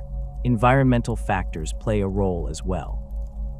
Areas where the barrier between real space and the warp has thinned, near active warp rifts on demon worlds, or in locations where massive violence has occurred, make perils more likely and more severe when they occur. Certain Xenos artifacts or chaos-corrupted items can interfere with psychic channeling, introducing instabilities that the librarian might not detect until perils manifest. The psychic hood serves as the primary piece of equipment that librarians employ to reduce the risk of perils and to enhance their control over channeled power.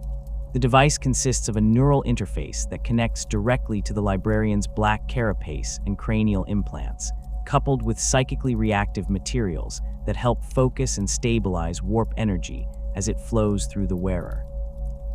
The hood's design varies significantly between chapters, reflecting both aesthetic preferences and different technological traditions. An ultramarine psychic hood might feature clean lines and integrated targeting systems, while a Space Wolves Rune Priest's hood incorporates carved bone and ritual inscriptions that serve both decorative and functional purposes. Despite these superficial differences, all psychic hoods operate on similar principles.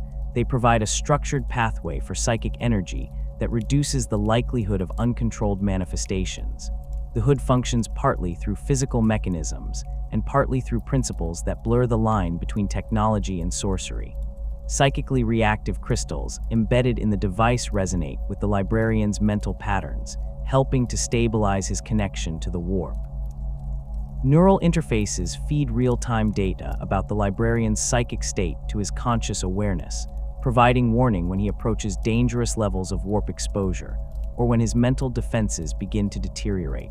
Some hoods incorporate additional features like enhanced sensory systems that help the librarian detect psychic phenomena in his environment, or defensive matrices that provide some protection against hostile psychic attack. The most sophisticated psychic hoods, worn by chief librarians and other senior officers, might include archaeotech components, whose function the chapter's techmarines can maintain but no longer fully understand. Hexagrammic wards represent another layer of protection that chapters employ to safeguard their librarians and their fortress monasteries against demonic incursion. These wards consist of carefully inscribed symbols and patterns that create zones of psychic stability, making it more difficult for demons to manifest and limiting the severity of perils that occur within the protected area. The hexagrammic patterns derive from knowledge preserved since the dark age of technology, mathematical formulae that describe stable configurations of psychic energy. A properly constructed hexagrammic ward does not block psychic power. Librarians within a warded area can still channel their abilities normally, but it constrains how warp energy can flow, preventing the chaotic fluctuations that allow demonic entities to force their way into reality. The construction and maintenance of hexagrammic wards requires specialized knowledge that most chapters preserve within their librarius. The patterns must be inscribed with absolute precision, as even minor errors can render the ward ineffective or potentially create vulnerabilities that demons can exploit. The materials used for the inscriptions matter as well. Silver, gold, and certain blessed ceramics prove most effective, while iron and steel provide lesser but still useful protection. The wards must be regularly inspected and renewed, as normal wear or deliberate sabotage can compromise their integrity. Many fortress monasteries feature permanent hexagrammic wards inscribed into the walls and floors of critical locations like the librarius training chambers, the chapter's reliquary, and the command centers where senior officers coordinate operations. Chapter-specific rituals and traditions provide additional layers of protection that complement the physical safeguards of hoods and wards. These practices vary dramatically between chapters, reflecting different cultural backgrounds and theological interpretations of how best to resist demonic corruption. The Black Templars, despite their general distrust of psykers, maintain elaborate benediction rituals that their chaplains perform over any librarians who serve alongside their crusades. The ritual involves anointing the librarian with sacred oils while reciting prayers that invoke the Emperor's protection, creating what the Black Templars believe to be a shield of faith around the psyker. Whether the ritual's effectiveness derives from genuine divine intervention, from psychosomatic effects that help the librarian maintain mental discipline, or from some combination of both, remains a matter of theological debate. The Blood Angels incorporate their librarians into the chapter's sanguinary rituals, using the psychic bond between all sons of Sanguinius as an additional anchor against corruption. Blood Angels librarians learn to draw strength from their connection to their battle brothers, using the shared genetic legacy as a foundation for their mental defenses. The technique proves particularly valuable when combating the Red Thirst or the Black Rage, as the librarian can lean on the collective willpower of the chapter rather than relying solely on his individual resistance.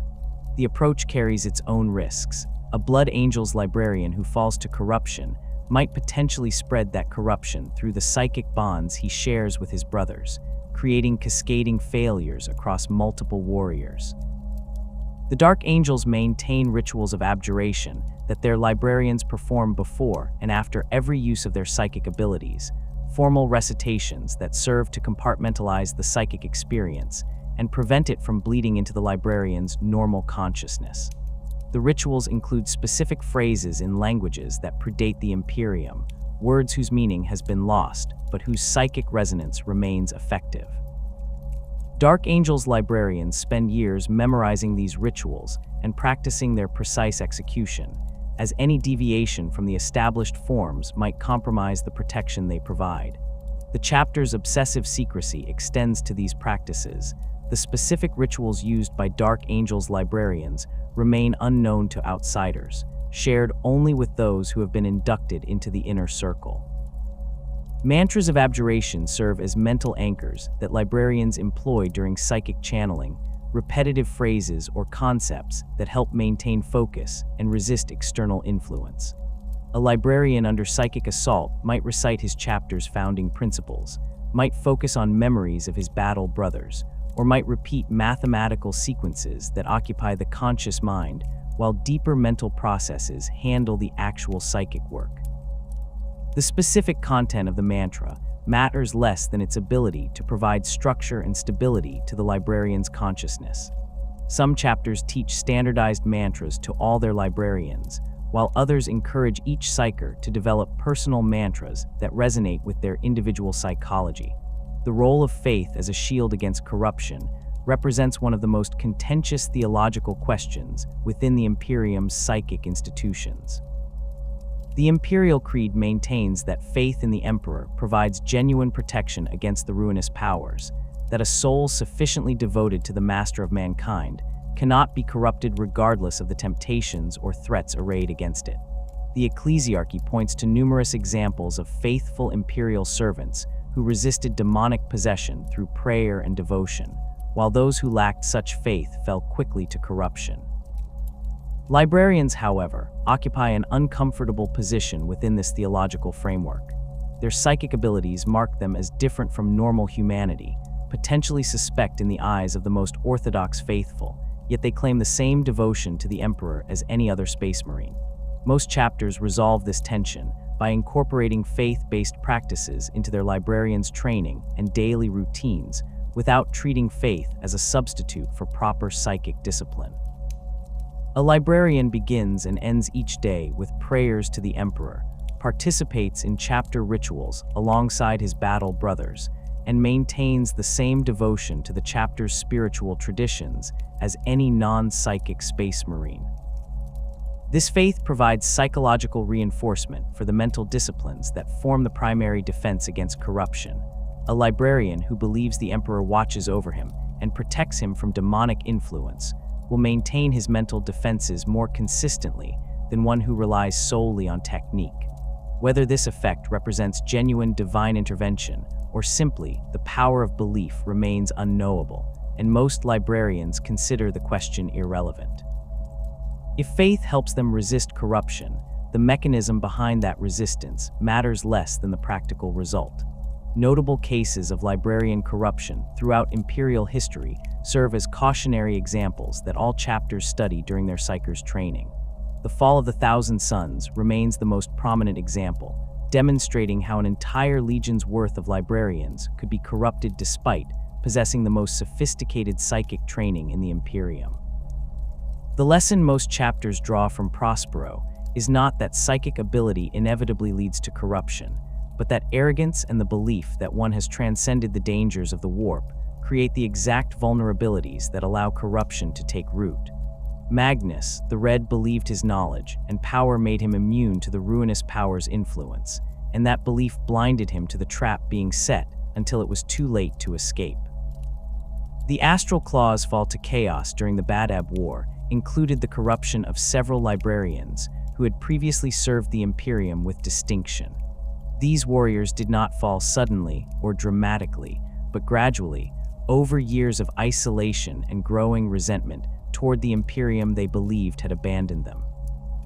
The corruption manifested first as minor ethical compromises, using psychic interrogation techniques that exceeded approved protocols, channeling slightly more power than safety guidelines recommended, experimenting with psychic techniques that skirted the boundaries of what the Codex Astartes permitted. Each individual transgression seemed minor, but collectively, they eroded the mental disciplines that should have protected these librarians from corruption. By the time the Astral Claws openly rebelled, their librarians had become sorcerers in all but name, wielding powers drawn from the warp without the safeguards that loyal chapters maintained. The warning signs that indicate a librarian might be succumbing to corruption extend beyond the obvious physical manifestations that accompany advanced possession. Changes in psychic signature represent one of the earliest detectable indicators. Other librarians might perceive that a battle brother's psychic presence feels subtly wrong, carrying undertones that suggest external influence or contamination. The affected librarian might begin demonstrating abilities beyond what his training and experience should permit, achieving results that seem too easy or too powerful given his known capabilities. His personality might shift in subtle ways, becoming more secretive, more willing to bend rules that he previously respected, or more interested in forbidden knowledge. These changes often occur gradually enough that the librarian himself might not recognize what is happening, believing his evolution represents natural growth rather than corruption. Physical symptoms can include chronic exhaustion that does not respond to normal rest, persistent headaches or sensory distortions, or wounds that heal abnormally slowly despite biomantic treatment. The librarian might report disturbing dreams or visions that persist even when he is not actively using his psychic abilities, suggesting that his mental barriers have become compromised and that external entities can reach his consciousness even during periods when he should be protected. Changes in behavior towards sacred objects or chapter rituals can prove telling. A corrupted librarian might show reluctance to participate in benediction ceremonies, might experience discomfort when handling blessed weapons or relics, or might begin questioning doctrines that he previously accepted without hesitation. Chapter responses to suspected corruption vary based on the evidence available and the seriousness of the suspected compromise. In cases where corruption remains uncertain, the chief librarian typically orders the suspected librarian placed under observation while continuing to perform his duties, with senior librarians monitoring his psychic signature and behavior for confirmation. If the suspicion proves unfounded, the librarian returns to normal service with no lasting consequences beyond the temporary scrutiny. If evidence of corruption emerges, the response escalates rapidly. The suspected librarian is confined and subjected to intensive psychic examination by multiple senior librarians working in concert, their combined abilities allowing them to detect corruption that might evade a single examiner. Confirmed corruption leaves the chapter with few options beyond execution. Some chapters maintain that even a librarian in the early stages of possession might be saved through intensive purification rituals, psychic cleansing, and spiritual counseling, but the success rate of such interventions remains extremely low. The demon's influence typically proves too deeply rooted to remove without destroying the host's consciousness in the process. Most chapters conclude that the risk of attempting to save a corrupted librarian outweighs any potential benefit, particularly given the danger that the possessed Space Marine represents to his battle brothers. The execution is typically carried out by the chief librarian or another senior member of the Librarius, with the Master of Sanctity present to perform the appropriate funerary rites and to ensure that the corrupted warrior's gene seed is destroyed rather than recovered for future use. The psychological impact of discovering corruption within the Librarius extends beyond the immediate loss of a battle brother. Every librarian understands that he could potentially fall to the same corruption, that his training and devotion provide protection but not absolute immunity. When a battle brother does fall, it forces the entire Librarius to confront their own vulnerability and to question whether their safeguards prove adequate. The chief librarian must balance the need for vigilance against the danger of creating an atmosphere of paranoia, where librarians fear to report problems or seek help when they experience difficulties. Some chapters respond to corruption cases by tightening their protocols and increasing oversight of all librarians, while others maintain that excessive restrictions and surveillance create their own problems by undermining the trust and autonomy that librarians require to function effectively. The identification of psychic potential in Space Marine aspirants begins long before the first gene seed organ is implanted, though the process proves far less reliable than the Imperium's psychic screening protocols for normal human populations. The standard testing methods employed by the Scholastica Psychona, measuring responses to psychically charged stimuli, observing for involuntary manifestations of power, analyzing genetic markers associated with psychic mutation, work adequately when applied to baseline humans, but become complicated when dealing with children who will undergo the transformation into Space Marines. The gene seed implantation process itself can trigger latent abilities that showed no signs of manifesting beforehand, or it can amplify minor psychic sensitivity into full-fledged power.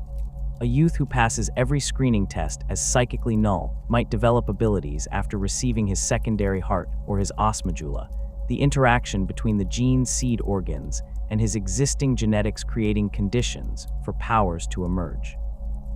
Most chapters conduct preliminary psychic screening during their initial aspirant selection, attempting to identify candidates with active or latent abilities before beginning the implantation process.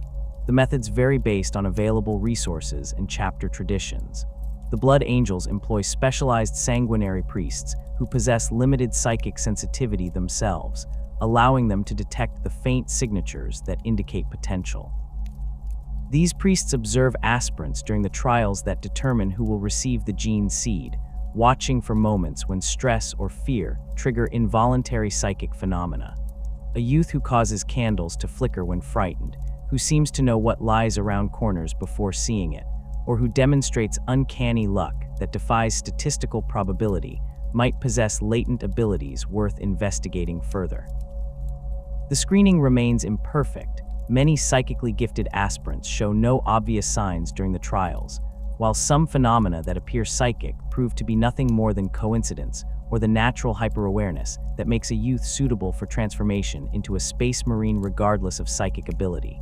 The Space Wolves approach the identification process through their own cultural framework, with the Wolf Priests observing aspirants for signs of what they term the gift of the storm.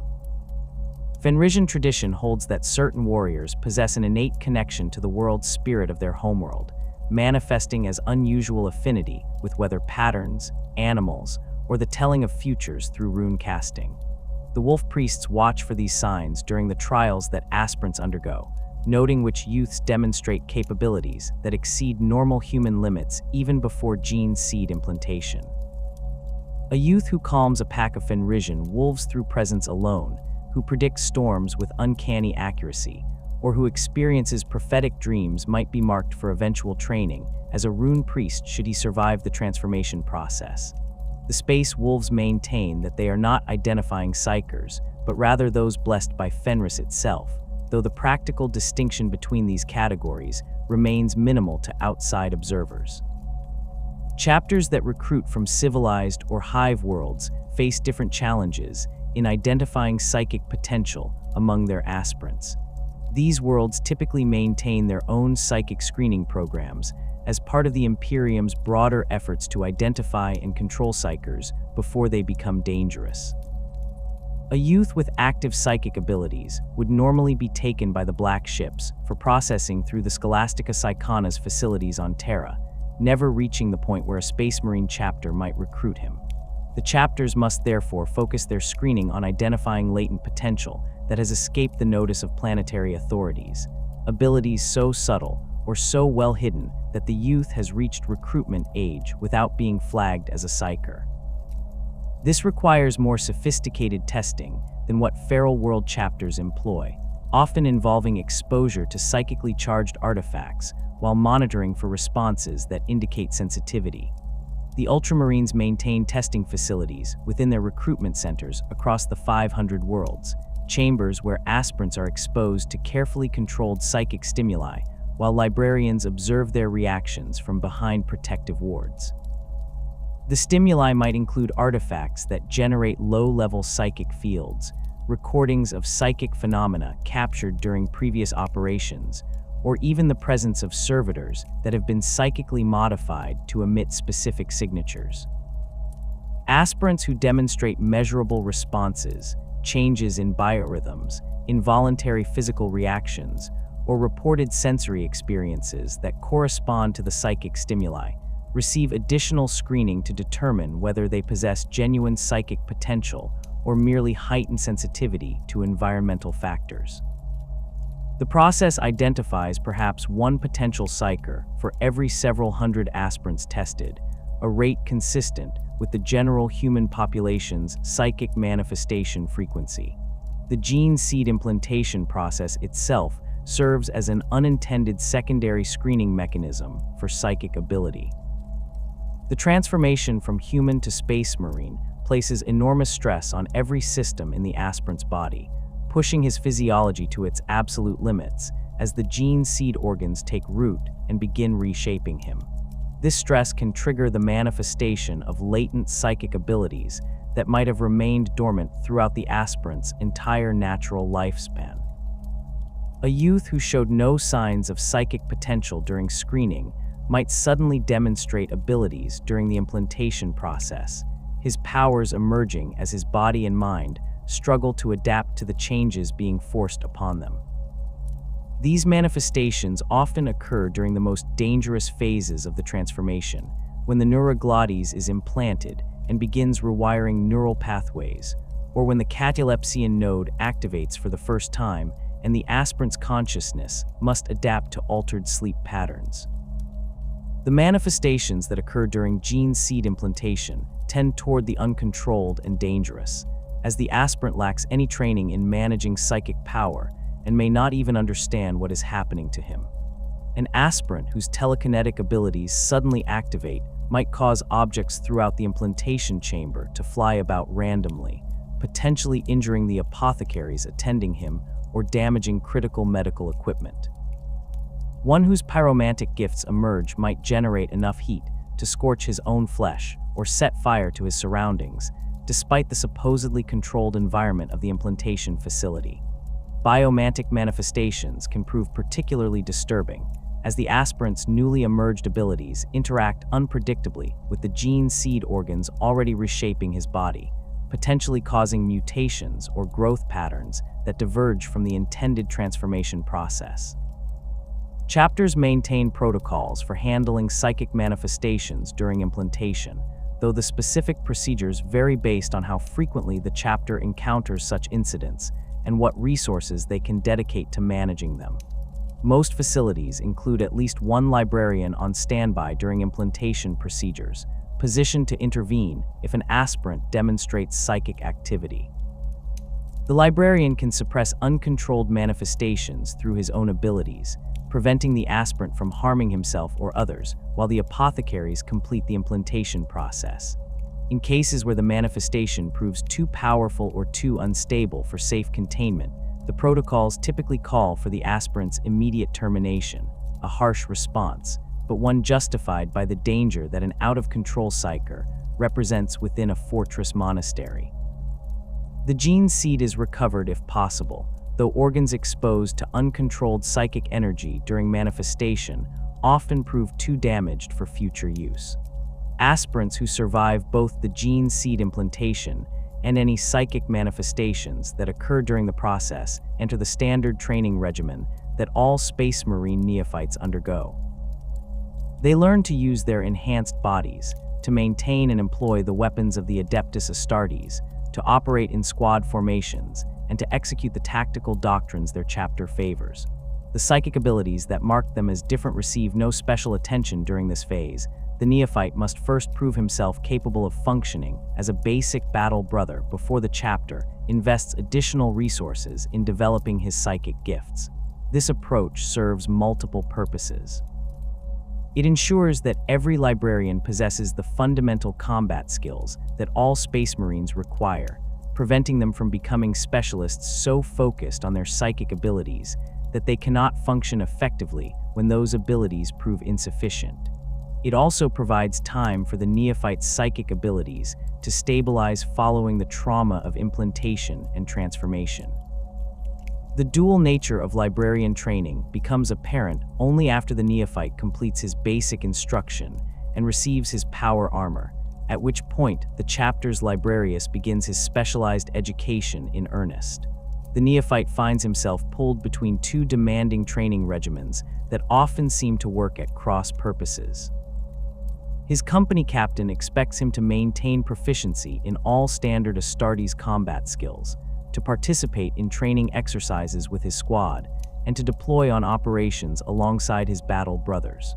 The librarius demands increasing amounts of his time for psychic instruction, meditation exercises that can consume hours or even days, and study of texts covering psychic theory and the nature of the warp. The neophyte must learn to balance these competing demands while adapting to the reality that his psychic abilities set him apart from the battle brothers he trained alongside during his initial instruction. The psychic training begins with the most fundamental skill any psyker must master, the ability to perceive and control the flow of warp energy through his own consciousness. A neophyte librarian learns to sense the presence of psychic power, to distinguish it from normal sensory input, and to consciously activate and deactivate his connection to the immaterium. The exercises start simple. The instructor, typically a codiceer or epistolary assigned to train junior librarians, demonstrates a basic psychic effect while the neophyte observes with his psychic senses.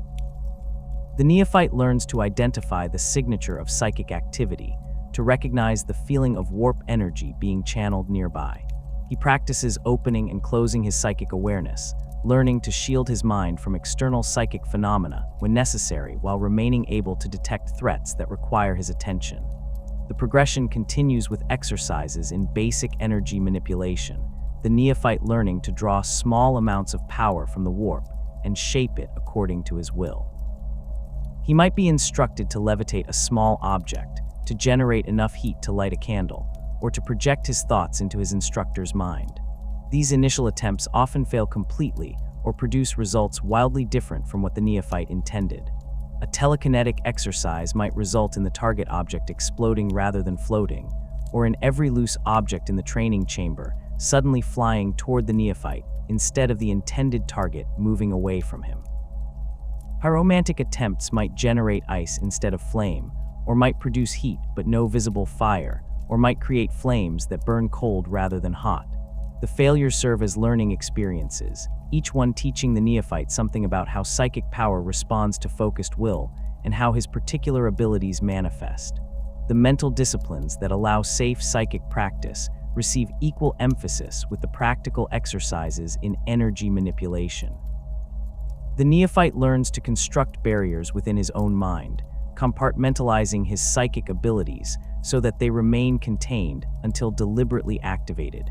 He practices mantras of abjuration, repetitive mental exercises that help maintain focus and resist external influence when channeling power. The instructors drill him relentlessly on the signs of impending psychic peril, teaching him to recognize when he is pushing too hard or when external entities are attempting to interfere with his channeling. The neophyte learns to monitor his own mental state constantly, watching for the subtle changes in perception or thought patterns that might indicate the beginning stages of corruption or possession. The role of the Scholastica Psychona in Space Marine librarian training remains limited despite that institution's central importance to the Imperium's broader psychic infrastructure. The Scholastica Psychona operates facilities across the Imperium where human psychers are trained for service as sanctioned psychers, astropaths, or other specialized roles.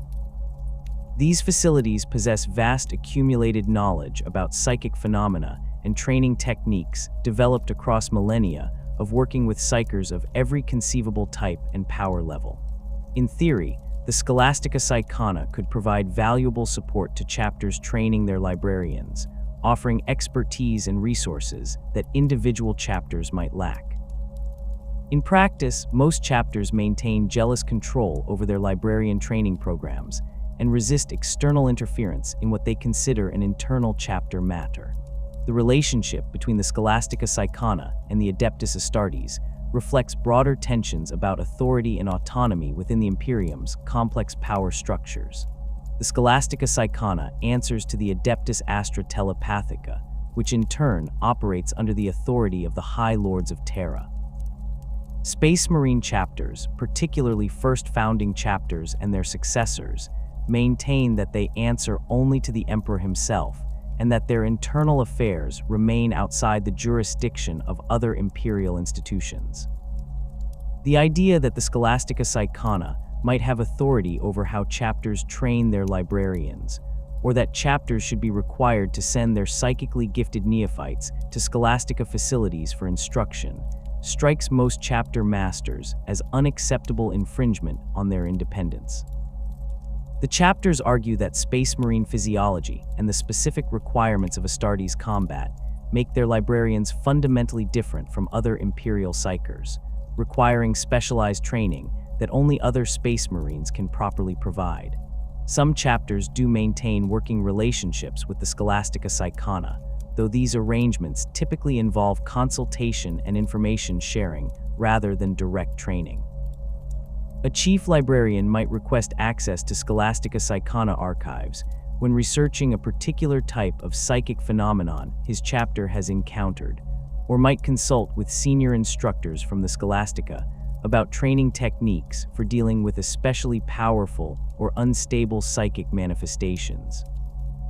The Scholastica Psychona benefits from these relationships as well, gaining access to information about psychic threats that Space Marine chapters encounter and learning from the Astartes' experiences in combating enemies that normal human psykers would have no hope of surviving against.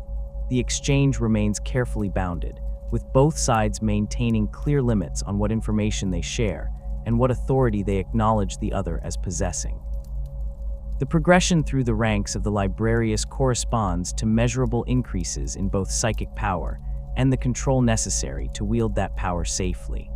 A neophyte who has completed his basic psychic training and demonstrated reliable control over at least one discipline might be elevated to lexicanium, the first formal rank within the librarius. The promotion marks the point where the chapter judges the young librarian ready for combat deployment, though he remains under close supervision and typically operates attached to a company rather than independently. The lexicanium continues his training even as he begins participating in actual operations, learning to apply his abilities under battlefield conditions where the stress and chaos make maintaining proper mental discipline far more difficult than in controlled training environments. The trials that mark progression from one rank to the next within the librarius vary by chapter, but typically include both demonstrations of psychic capability and tests of the librarian's judgment and resistance to corruption.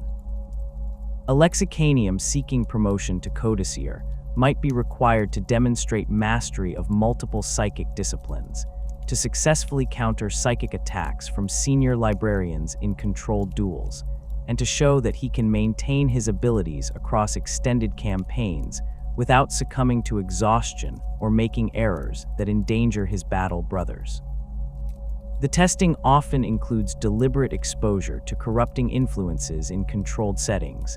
The candidate might be required to examine chaos-tainted artifacts while maintaining his mental defenses, or to resist psychic assaults designed to mimic demonic attempts at possession. These tests carry real danger, as the exposure to corruption remains genuine even though the setting is controlled, but they provide the only reliable way to verify that a librarian possesses the resistance necessary for promotion to positions of greater responsibility. Psychic duels between librarians serve both as training exercises and as formal tests of capability, though the practice remains controversial within some chapters. The duels involve two psykers engaging in direct psychic combat, each attempting to overcome the other's mental defenses through application of their abilities. The contests might focus on specific disciplines, two biomancers competing to see who can enhance their physical capabilities more effectively, or two telepaths attempting to breach each other's mental barriers, or they might allow unrestricted use of all abilities the participants possess. Safety protocols limit the damage that dueling librarians can inflict on each other, with senior librarians standing ready to intervene if the contest threatens to cause permanent harm, but injuries remain common and fatalities have occurred when duels escalated beyond the participants' ability to control. The Blood Angels incorporate psychic dueling into their librarian training more extensively than most chapters. Viewing the practice as essential preparation for the mental battles, their librarians must fight against the Red Thirst and the Black Rage. Blood Angels librarians learn to attack and defend simultaneously, maintaining their own mental integrity while projecting force against an opponent who is doing the same. The duels teach them to recognize when they are being psychically influenced, to distinguish between their own thoughts and those being projected into their minds by an external source, and to maintain combat effectiveness even while under sustained psychic assault. The chapter accepts the risks inherent in the practice as necessary costs of ensuring their librarians can function effectively in the psychically hostile environments they regularly encounter. The Space Wolves reject formal psychic dueling as contrary to their traditions, though their rune priests engage in contests that serve similar purposes under different names. Fenrisian tradition includes various challenges and competitions through which warriors prove their prowess, and the rune priests have adapted these traditions to psychic combat.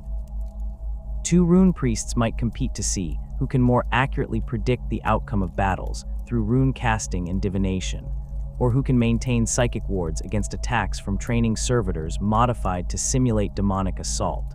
The Space Wolves frame these contests as demonstrations of spiritual strength and connection to Fenris rather than as psychic dueling, but the practical effect remains similar to what other chapters achieve through more formalized testing. Controlled exposure to warp phenomena represents one of the most dangerous aspects of librarian training, yet most chapters consider it essential preparation for the threats their psykers will face in actual combat.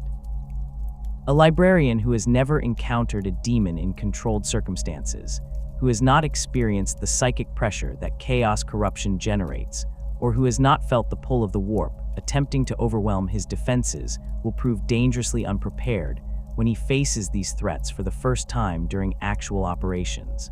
The training must therefore include exposure to genuine warp phenomena despite the risks involved. Chapters maintain specialized facilities for this purpose, chambers where chaos-tainted artifacts can be safely studied, where captured demons can be contained for observation, or where psychic phenomena can be generated under controlled conditions that allow for immediate intervention if the trainee shows signs of being overwhelmed. The artifacts used in these training exercises typically represent minor chaos contamination rather than items of significant power. A blade that has tasted demonic blood but carries no active intelligence. A text describing chaos rituals but lacking the psychic charge that would make reading it genuinely dangerous. Or fragments of armor worn by traitor space marines that retain traces of their former owner's corruption. The trainee librarian must examine these items psychically, learning to identify the signatures of chaos taint and to maintain his mental defenses while in proximity to corrupting influences. Senior librarians monitor the exercises constantly, ready to intervene if the trainee shows signs of being affected by what he is examining. The exposure remains brief and carefully controlled, but it provides invaluable experience in recognizing how chaos corruption manifests psychically and what it feels like to resist its pull. The crafting of psychic focuses represents a rite of passage for librarians in many chapters, though the specific traditions vary widely. A psychic focus serves as a tool that helps the librarian channel and control his abilities, providing a physical anchor for psychic energies that might otherwise prove difficult to direct precisely.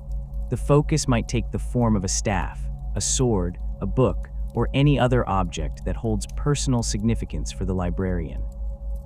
The crafting process involves more than simply creating or acquiring the physical object.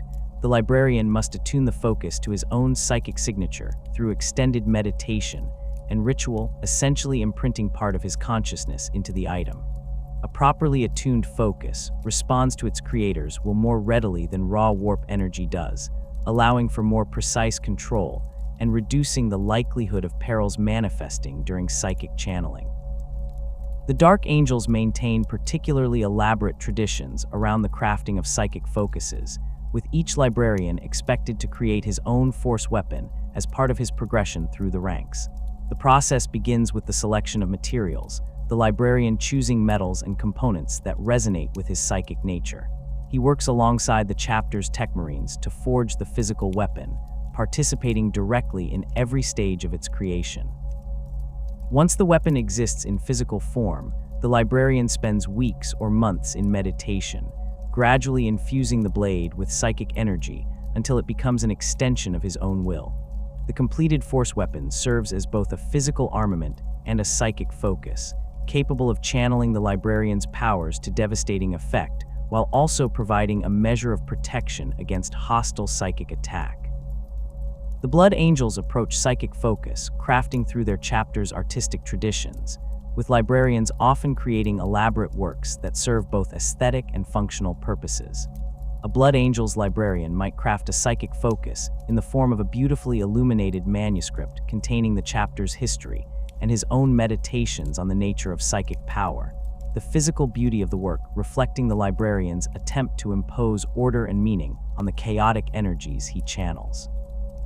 Others create sculptures, paintings, or musical compositions that serve as anchors for their psychic abilities, the creative process itself becoming a form of meditation that deepens their connection to their powers while maintaining the mental discipline necessary to wield those powers safely. The Space Wolves maintain that their rune priests practice something fundamentally distinct from the psychic disciplines employed by other chapters' librarians, a claim that has generated controversy since before the Council of Nicaea. The 6th Legion's position holds that rune priests draw their power from the world spirit of Fenris itself, rather than from the warp, channeling natural forces inherent to their homeworld, instead of tapping into the immaterium that other psykers access. The distinction matters enormously to the Space Wolves, who view it as the difference between sacred shamanic tradition and dangerous sorcery. To outside observers, including librarians from other chapters and the Adeptus Astartes telepathica's representatives, the difference appears semantic at best.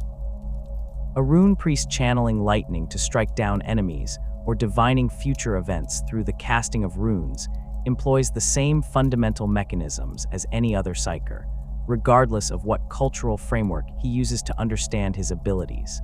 The training that creates a rune priest begins long before gene seed implantation, rooted in Fenrisian tribal traditions that predate the Imperium by millennia. The tribes of Fenris identify certain children as touched by the world spirit, youths who demonstrate unusual sensitivity to weather patterns, who experience prophetic dreams, or who seem to communicate with the great beasts that roam the death world's hostile environment. These children receive instruction from the tribe's existing shamans, learning to cast runes carved from the bones of Fenrisian predators, to read omens in the northern lights that dance across the polar skies, and to enter trance states that allow communion with what the Fenrisians understand as spirits of their world. When the Sky Warriors descend to select aspirants for transformation into Space Marines, those who have been marked as spirit-touched receive particular attention from the wolf priests who oversee recruitment. The gene seed implantation process affects rune priests differently than it does standard space wolves, or so the chapter maintains. The transformation amplifies their existing connection to Fenris strengthening abilities that were present in latent form before implantation began. A youth who could previously sense approaching storms might emerge from the transformation able to summon lightning with a gesture. One who experienced occasional prophetic dreams might develop reliable precognitive abilities that allow him to predict enemy movements in battle. The Space Wolves attribute these enhancements to the gene seed's interaction with the aspirant's spiritual connection to Fenris rather than to any awakening of psychic potential, though the practical result remains indistinguishable from what occurs when other chapters' aspirants manifest psychic abilities during transformation. Rune priests organize themselves according to Fenrisian tradition rather than the Codex Astartes structure that most chapters follow. They do not use titles like lexicanium or epistolary, instead employing ranks that reference their shamanic heritage. A junior rune priest might be called an initiate, while more experienced practitioners earn titles like Stormcaller or Rune Master. The most senior rune priests, those who have served for centuries and demonstrated both power and wisdom, might be honored as speakers of the dead, warriors who can commune with the spirits of fallen space wolves and draw upon their accumulated knowledge. Each great company includes at least one rune priest who serves as permanent member of that formation, advising the Wolf Lord and providing psychic support during operations. The rune priests maintain their own gatherings separate from the great companies, meeting in the Fang's deepest chambers to share knowledge and coordinate their efforts to protect the chapter from psychic threats.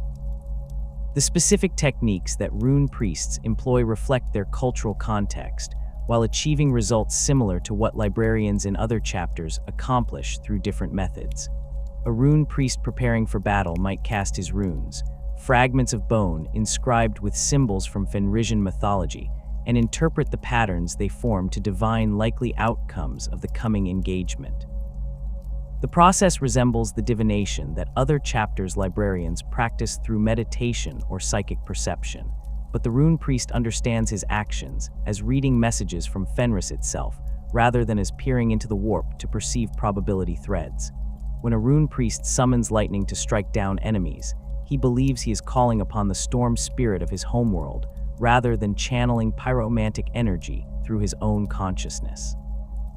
The belief shapes how he experiences and controls his abilities, but the underlying psychic mechanisms remain consistent with what other psykers employ. The Space Wolves' insistence on this distinction created significant tension at the Council of Nicaea and continues to generate friction with other chapters' librarians. The Thousand Sons before their fall viewed the rune priests as hypocrites who refused to acknowledge their own psychic nature, practicing the same arts they condemned in others, while hiding behind cultural justifications.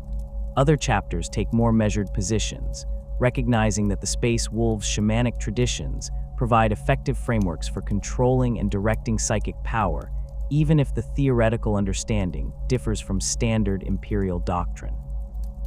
The practical cooperation between rune priests and librarians from other chapters generally proceeds smoothly during joint operations, as both groups recognize their common purpose in combating psychic threats regardless of disagreements about terminology or theory.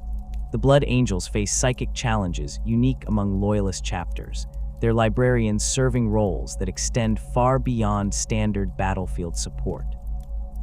The Red Thirst and the Black Rage represent genetic flaws inherited from Sanguinius himself, conditions that affect every son of the Ninth Legion to varying degrees. The Red Thirst manifests as an overwhelming hunger for blood, a vampiric craving that can drive affected Blood Angels into frenzies where they lose themselves to savage violence. The Black Rage proves even more devastating, a form of psychic madness where the afflicted warrior experiences visions of Sanguinius's final battle against Horus, his consciousness trapped in their Primarch's last moments as he fought and died aboard the vengeful spirit.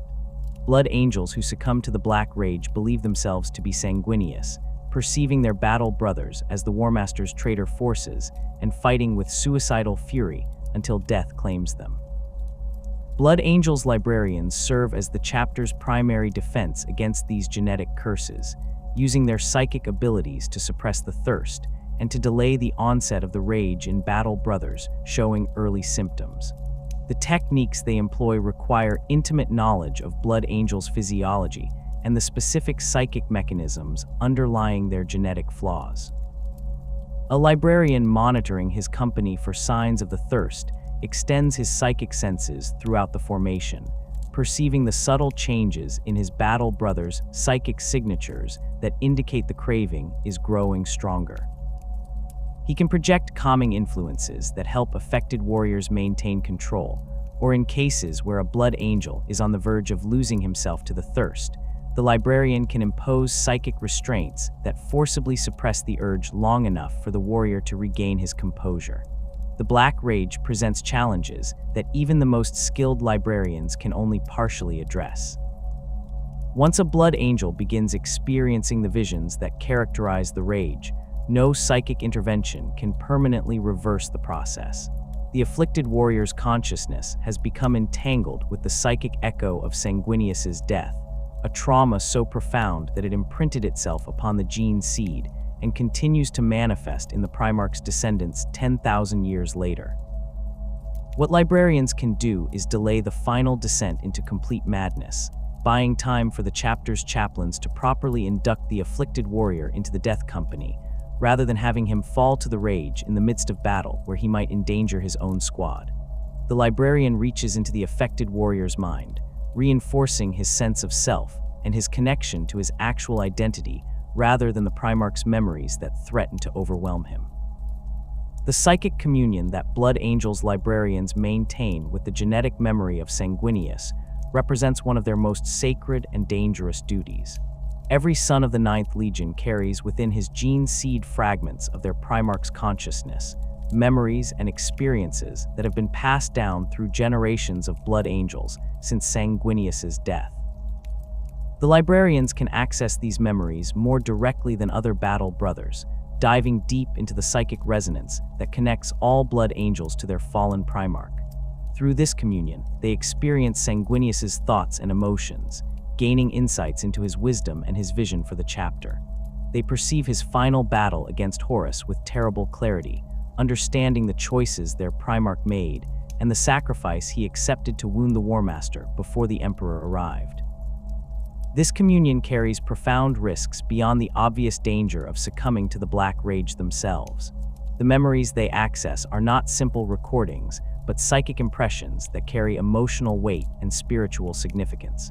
A librarian who communes too frequently or too deeply with Sanguinius's genetic memory risks losing his own identity, his personality subsumed by the overwhelming presence of the Primarch's consciousness.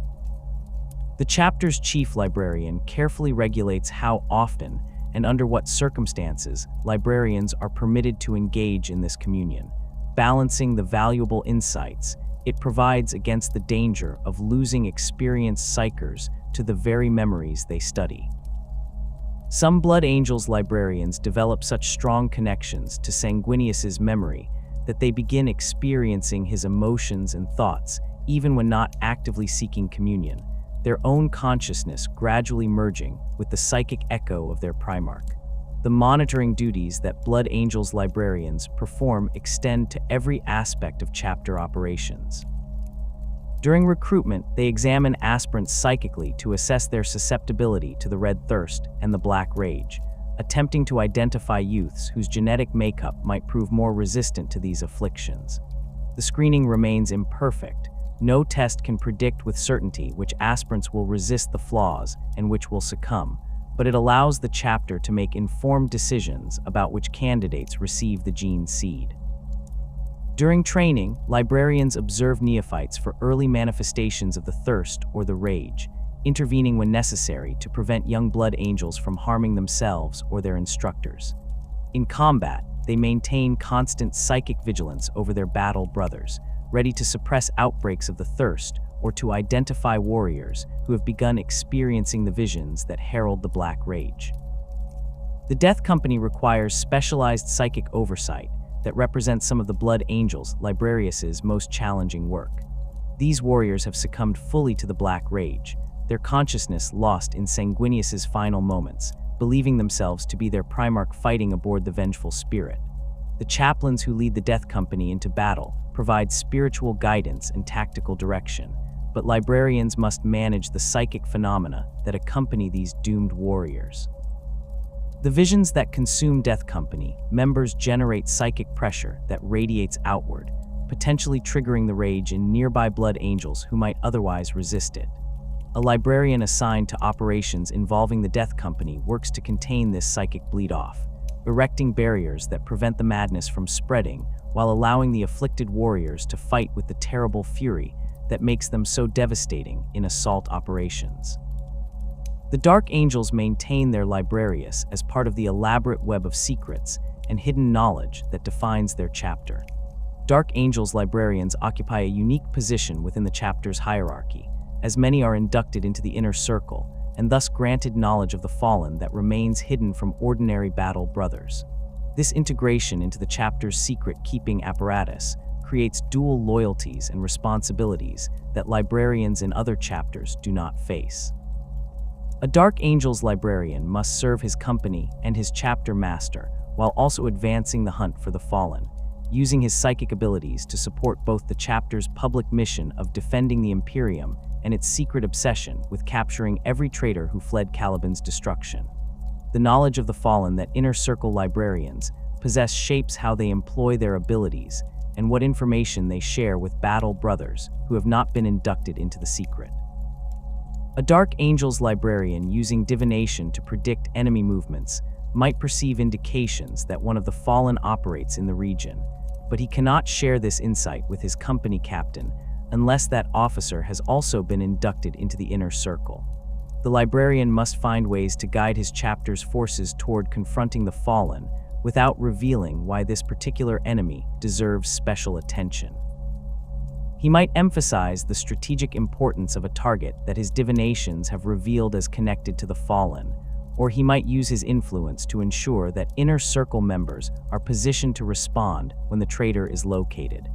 The constant need to balance operational effectiveness with maintaining the chapter's secrets creates pressures that librarians in more straightforward chapters never experience.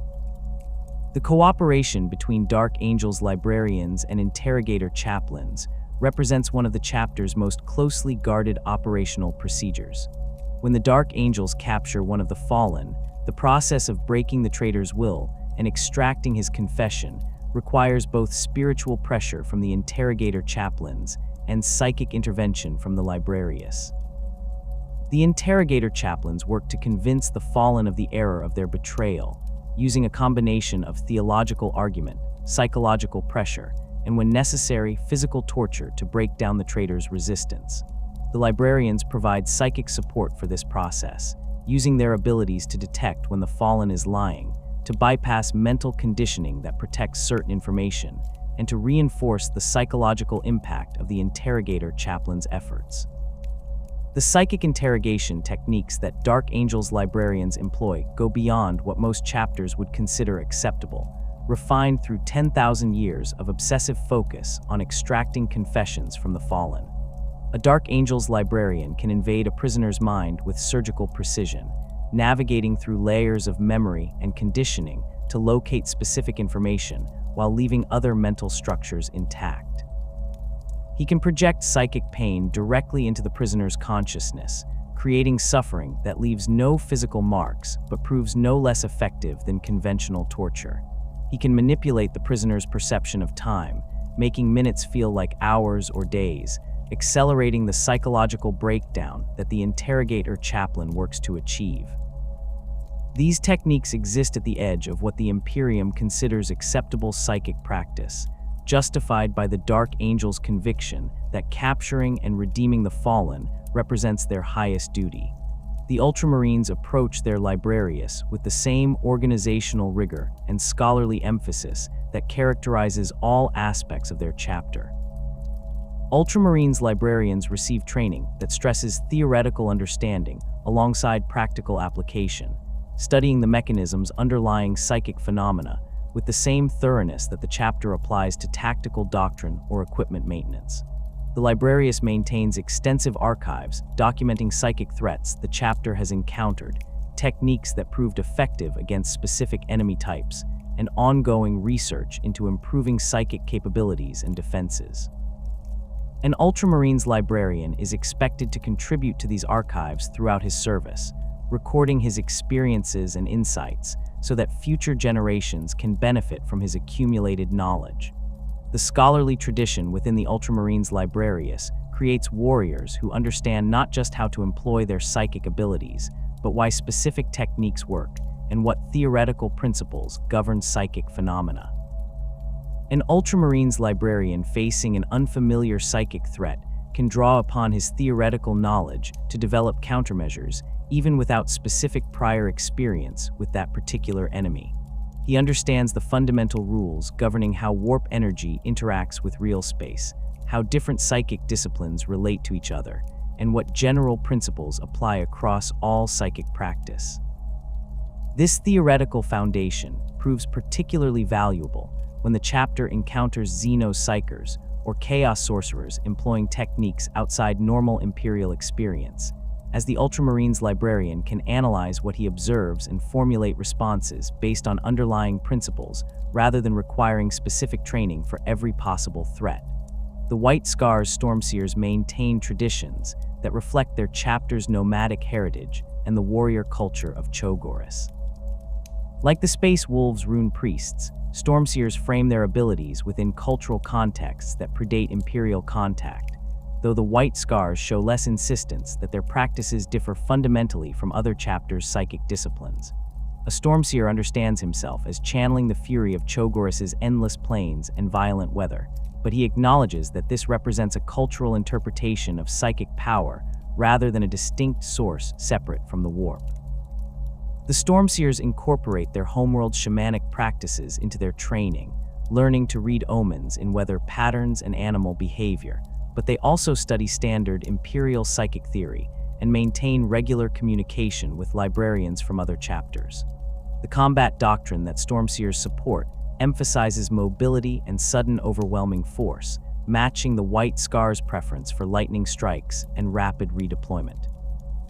A Stormseer attached to a White Scars bike squad uses his abilities to enhance the formation's speed and striking power, employing biomancy to push both his own capabilities and those of his battle brothers beyond normal limits. He might use divination to identify optimal attack vectors or to predict when enemy forces will be most vulnerable to assault. The Stormseers prove particularly skilled at maintaining psychic coordination across fast-moving formations spread across wide areas, their abilities allowing White Scars forces to operate with cohesion, despite the distances that separate individual units during their sweeping maneuvers.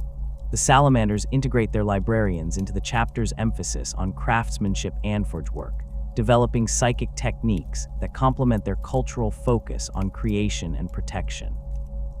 Salamanders librarians learn meditation practices centered on the forge, entering trance states while working heated metal or tending the volcanic forges that dot Nocturne's surface. These forge meditation techniques serve dual purposes, providing both the mental discipline necessary for safe psychic practice and deepening the librarian's connection to his chapter's cultural identity. A Salamander's librarian might spend hours at the forge between battles, the repetitive physical work and the heat of the flames creating conditions conducive to psychic development and mental clarity. The combat applications of Salamander's psychic abilities tend toward protection and support rather than pure offense, though their librarians prove no less deadly than those from other chapters when circumstances require direct psychic assault.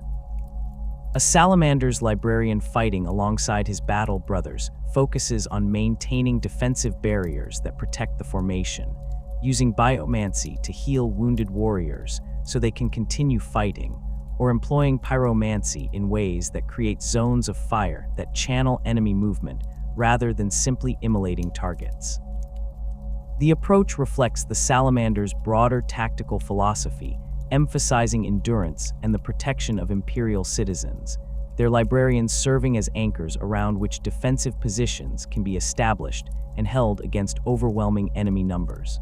The Black Templars represent the extreme opposite of chapters that embrace their librarians, maintaining an absolute rejection of psykers within their ranks that dates to their founding. When the Imperial fists were divided during the Second Founding, Sigismund led those warriors who would become the Black Templars away from their parent chapter, taking with them a deep suspicion of psychic power that has only intensified across the millennia. The Black Templars maintain that faith in the Emperor provides all the protection and guidance their crusades require, that reliance on psykers represents weakness and invites the very corruption that psychic abilities supposedly help combat. They point to the fall of the Thousand Suns and the countless incidents of librarians succumbing to possession as evidence that no amount of training or discipline can eliminate the fundamental danger inherent in touching the warp. The chapter's rejection of librarians extends beyond simply choosing not to recruit or train psykers. The Black Templars actively suppress any psychic abilities that manifest among their neophytes, viewing such manifestations as taints to be purged rather than gifts to be cultivated. A Black Templar's aspirant who demonstrates psychic potential during or after gene seed implantation faces immediate termination in most cases, the chapter unwilling to risk corruption by allowing a psyker to remain among their ranks even if he shows perfect control over his abilities. In rare instances where the manifestation occurs in a neophyte who has already proven himself exceptionally valuable, or where the abilities remain minor enough to potentially suppress through faith and discipline, the chapter's chaplains might attempt to help the affected warrior contain his powers through prayer and devotion rather than psychic training. These attempts succeed rarely, and even when they do, the warrior remains under permanent suspicion and constant observation. The Black Templars' crusades operate without psychic support that other chapters take for granted, forcing them to develop alternative methods for dealing with threats that librarians would normally address. When facing enemy psykers or demonic entities, the Black Templars rely on overwhelming force, faith-based resistance to psychic attack, and specialized equipment like null field generators that create zones of psychic suppression. Their chaplains lead prayers and benedictions that the chapter believes provide genuine protection against warp-based threats, creating shields of faith that substitute for the psychic barriers a librarian might erect. The effectiveness of these faith-based defenses remains difficult to assess objectively, as the Black Templars attribute their survival and success to the Emperor's direct intervention, while outside observers might suggest that their tactics simply prove adequate despite the absence of psychic support, rather than because faith provides supernatural protection. The history of the Adeptus Astartes includes librarians whose deeds have shaped the Imperium's understanding of psychic warfare, and whose names carry weight across entire segmentums. These warriors represent the pinnacle of what a Space Marine psyker can achieve, combining centuries of combat experience with psychic power that rivals the mightiest servants of the Emperor. Their stories serve as examples for younger librarians, demonstrating both the heights of capability that disciplined psychic practice can reach and the constant vigilance required to maintain that discipline against the corrupting influence of the warp. Varro Tigurius stands as the chief librarian of the Ultramarines, a position he has held for over 2 centuries through a combination of exceptional psychic ability and the strategic insight that characterizes his chapter. His elevation to chief librarian came after the previous holder of that office fell in battle against a Tyrannid hive fleet, leaving the Ultramarines Librarius in need of leadership during one of the chapter's most challenging periods. Tigurius assumed command and immediately demonstrated why the chapter master had selected him for the role, coordinating the psychic defenses that helped turn back the Tyrannid invasion and establishing protocols for combating the hive mine's psychic influence that other chapters would later adopt when facing their own encounters with the Great Devourer. The psychic capabilities that Tigurius commands exceed those of most chief librarians, placing him among the most powerful human psykers in the Imperium, outside the Inquisition's most exceptional operatives. His mastery of divination proves particularly remarkable, his precognitive abilities allowing him to perceive probable futures with clarity that approaches certainty. During the defense of Macragge against Hive Fleet Behemoth, Tigurius provided warnings that allowed Marneus Calgar to position Ultramarines' forces to intercept Tyrannid advances before they could overwhelm critical positions. His predictions guided the chapter's counterattacks, identifying moments when Tyrannid bioforms would be vulnerable to assault or when enemy reinforcements would arrive at contested locations. The accuracy of his divinations proved so consistent that Calgar integrated Tigurius's predictions directly into his tactical planning, treating the chief librarian's visions as reliable intelligence rather than uncertain possibilities. The techniques Tigurius employs to achieve this level of divinatory precision remain subjects of study within the Ultramarines Librarius and among allied chapters who have observed him in action. He enters meditative states that can last for hours, his consciousness ranging across the web of probability threads that extend from each present moment. Unlike many diviners who perceive only symbolic or metaphorical visions requiring interpretation, Tigurius experiences future events with sensory clarity that includes tactical details useful for military planning. He perceives the exact positions where enemy forces will deploy, the specific weapons they will employ, and the timing of their attacks with accuracy measured in minutes rather than hours or days. This precision comes at significant cost. Extended divination sessions leave him physically exhausted despite his enhanced space marine physiology, and the constant exposure to future possibilities creates psychological strain that would break lesser psykers. The strategic value that Tigurius provides to the Ultramarines extends beyond his personal combat capabilities or his role in individual battles.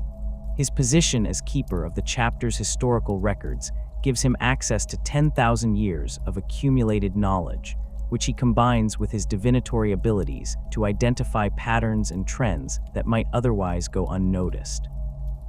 He has predicted the emergence of Wa movements months before Orc forces began consolidating, allowing the Ultramarines to position strike forces to intercept the Greenskins before they could achieve critical mass. His analysis of chaos cult activity across Ultramar has identified corruption networks that the Inquisition had failed to detect, enabling preemptive strikes that prevented demonic incursions. The chapter master relies on Tigurius not just as a powerful psyker, but as a strategic advisor whose insights shape Ultramarines' operations across multiple sectors. The psychic hood that Tigurius wears represents one of the finest examples of such equipment in the Imperium, incorporating archaeotech components recovered from a space hulk during the chapter's early history. The device enhances his already formidable abilities while providing protection against psychic attack that has saved his life on multiple occasions. During an engagement against Word-bearer sorcerers, Tigurius weathered psychic assaults that would have killed ordinary librarians, his hood's protective matrices dissipating the hostile energies before they could reach his consciousness. The Tech Marines who maintain the hood understand its function only partially, able to repair damage and replace worn components, but unable to replicate the archaeotech elements that provide its most sophisticated capabilities. Mephiston, Lord of Death, stands apart from every other librarian in the Imperium as a warrior who overcame the Black Rage through sheer force of will and emerged transformed into something beyond a normal space marine. His story begins as Calistarius, a Blood Angels librarian serving with distinction during the defense of Hades' Hive against Hive Fleet Leviathan. The psychic pressure generated by the Tyrannid hive mind, combined with the intense combat and the constant presence of death, triggered the Black Rage in Calistarius despite his psychic training and mental disciplines. He fell into the visions that consume all who succumb to the flaw, experiencing Sanguinius's final battle as if he were the Primarch himself, his consciousness lost in the memory of fighting Horus aboard the Vengeful Spirit. The Blood Angels inducted Calistarius into the Death Company, expecting him to die in battle, as all who fall to the Rage eventually do. They equipped him with the black armor and the death masks that marked those doomed warriors, assigned him to the Death Company's next assault, and prepared to honor his memory after his inevitable death. During the battle that followed, something unprecedented occurred. Calistarius, fighting in the grip of the Rage with the fury of a warrior who believed himself to be Sanguinius facing the Warmaster, somehow retained enough of his own consciousness to recognize what was happening to him. Through psychic power amplified by desperation and the enhanced capabilities that the Rage provided, he fought against the visions consuming his mind. The struggle occurred on levels beyond the physical battle raging around him, his consciousness warring with the genetic memory of his Primarch's death, while his body continued fighting Tyrannids with mechanical precision. The transformation that occurred when Calistarius emerged from this internal battle left him fundamentally changed. He retained his identity and his sanity, but the experience of passing through the Black Rage and returning had altered him at a level that even the Blood Angels' sanguinary priests and librarians struggle to fully understand. His psychic abilities increased dramatically, his power now exceeding what he had possessed before the rage took him. His physical capabilities surpassed even the enhanced baseline of a space marine, his strength and speed approaching levels that should be impossible for an Astartes to achieve without biomantic enhancement. He took the name Mephiston, abandoning his former identity to mark the transformation he had undergone, and assumed the title Lord of Death to acknowledge what he had become. The Blood Angels chapter regards Mephiston with a mixture of reverence and unease.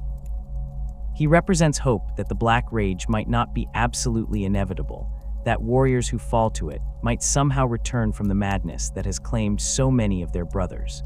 Yet he also represents something unknown and potentially dangerous, a warrior who has passed through an experience that should be fatal and emerged with capabilities that no space marine should possess.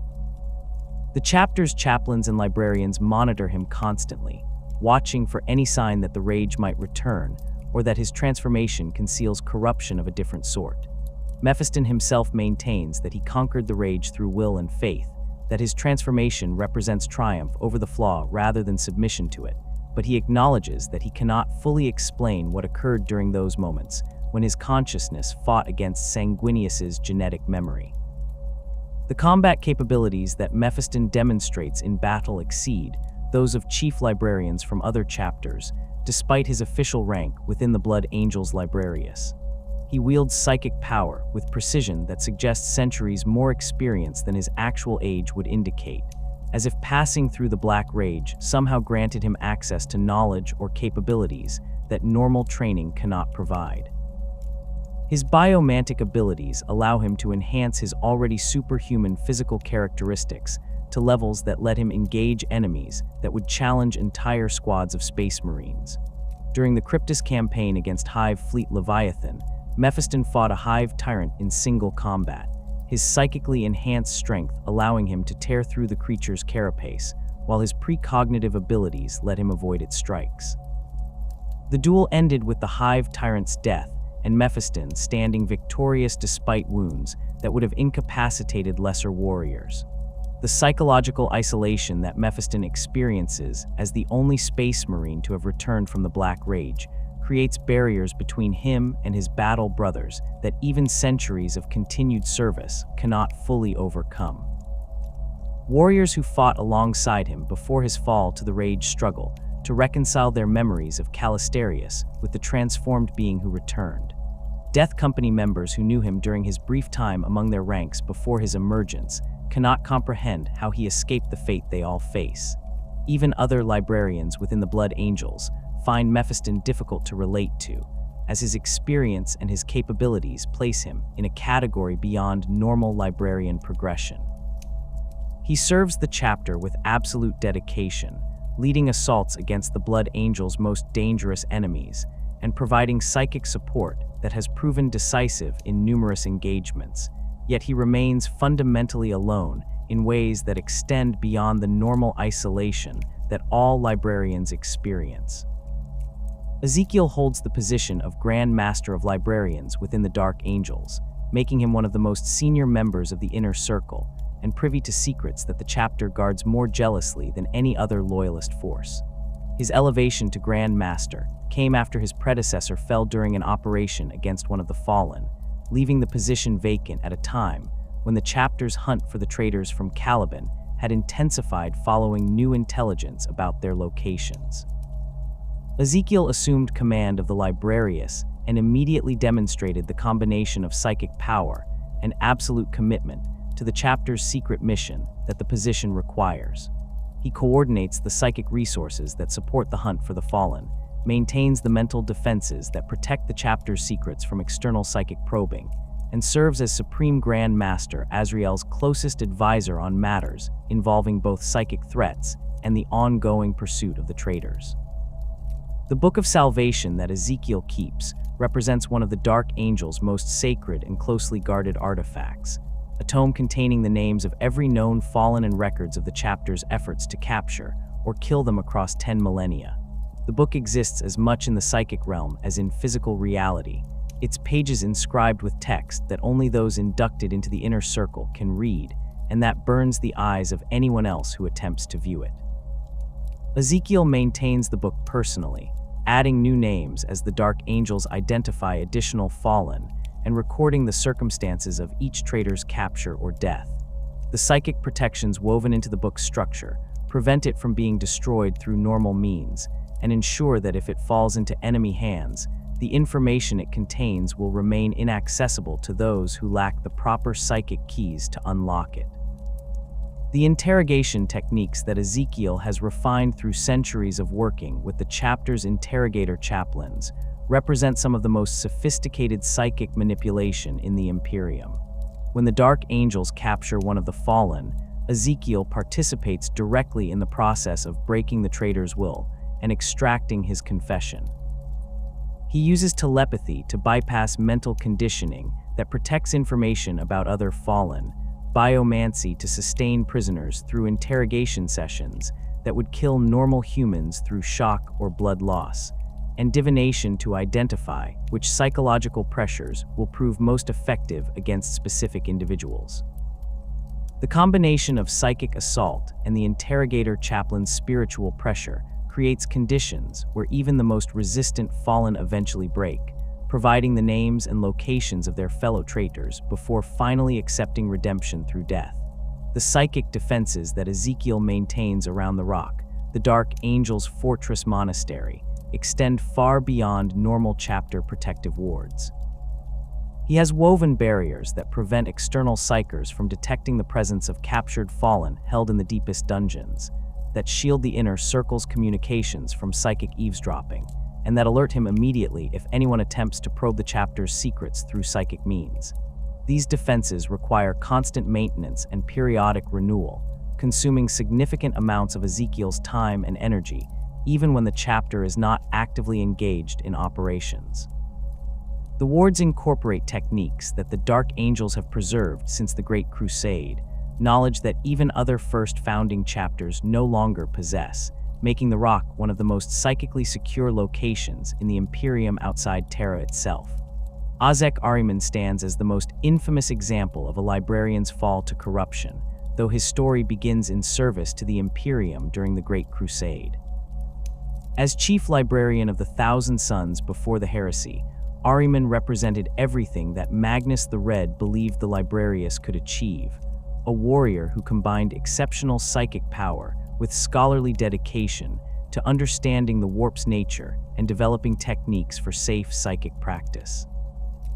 He argued passionately at the Council of Nicaea for the continued use of librarians, presenting evidence of the Thousand Sons' achievements and the sophisticated training protocols that allowed them to wield power that would destroy less disciplined psykers. His failure to convince the Emperor and the subsequent edict banning librarians represented a personal defeat that contributed to the bitterness many Thousand Sons felt toward what they viewed as the Imperium's rejection of knowledge and progress.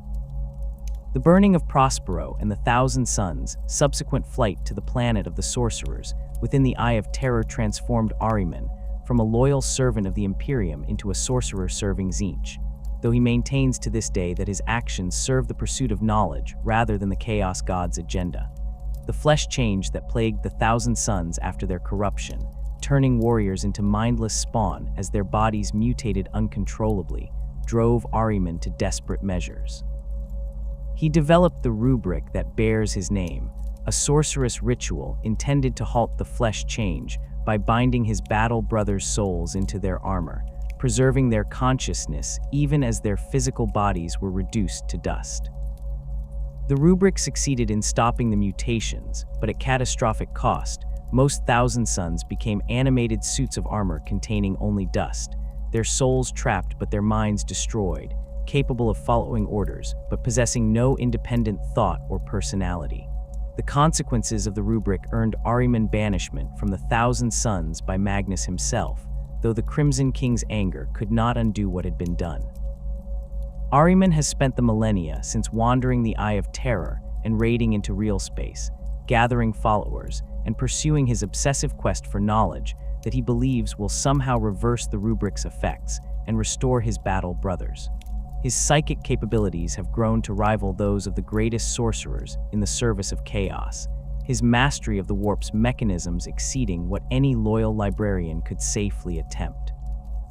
He commands sorcerous powers that can reshape reality, summon legions of demons, or strike down entire companies of space marines with psychic lightning. The Black Library of the Eldar represents his ultimate goal, as he believes the knowledge contained within that repository could provide the understanding necessary to undo what the rubric did to his legion.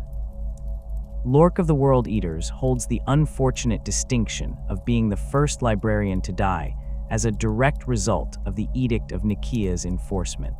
As one of the 12th Legion's few psykers, Lork had served throughout the Great Crusade despite his Primarch's general disdain for psychic abilities.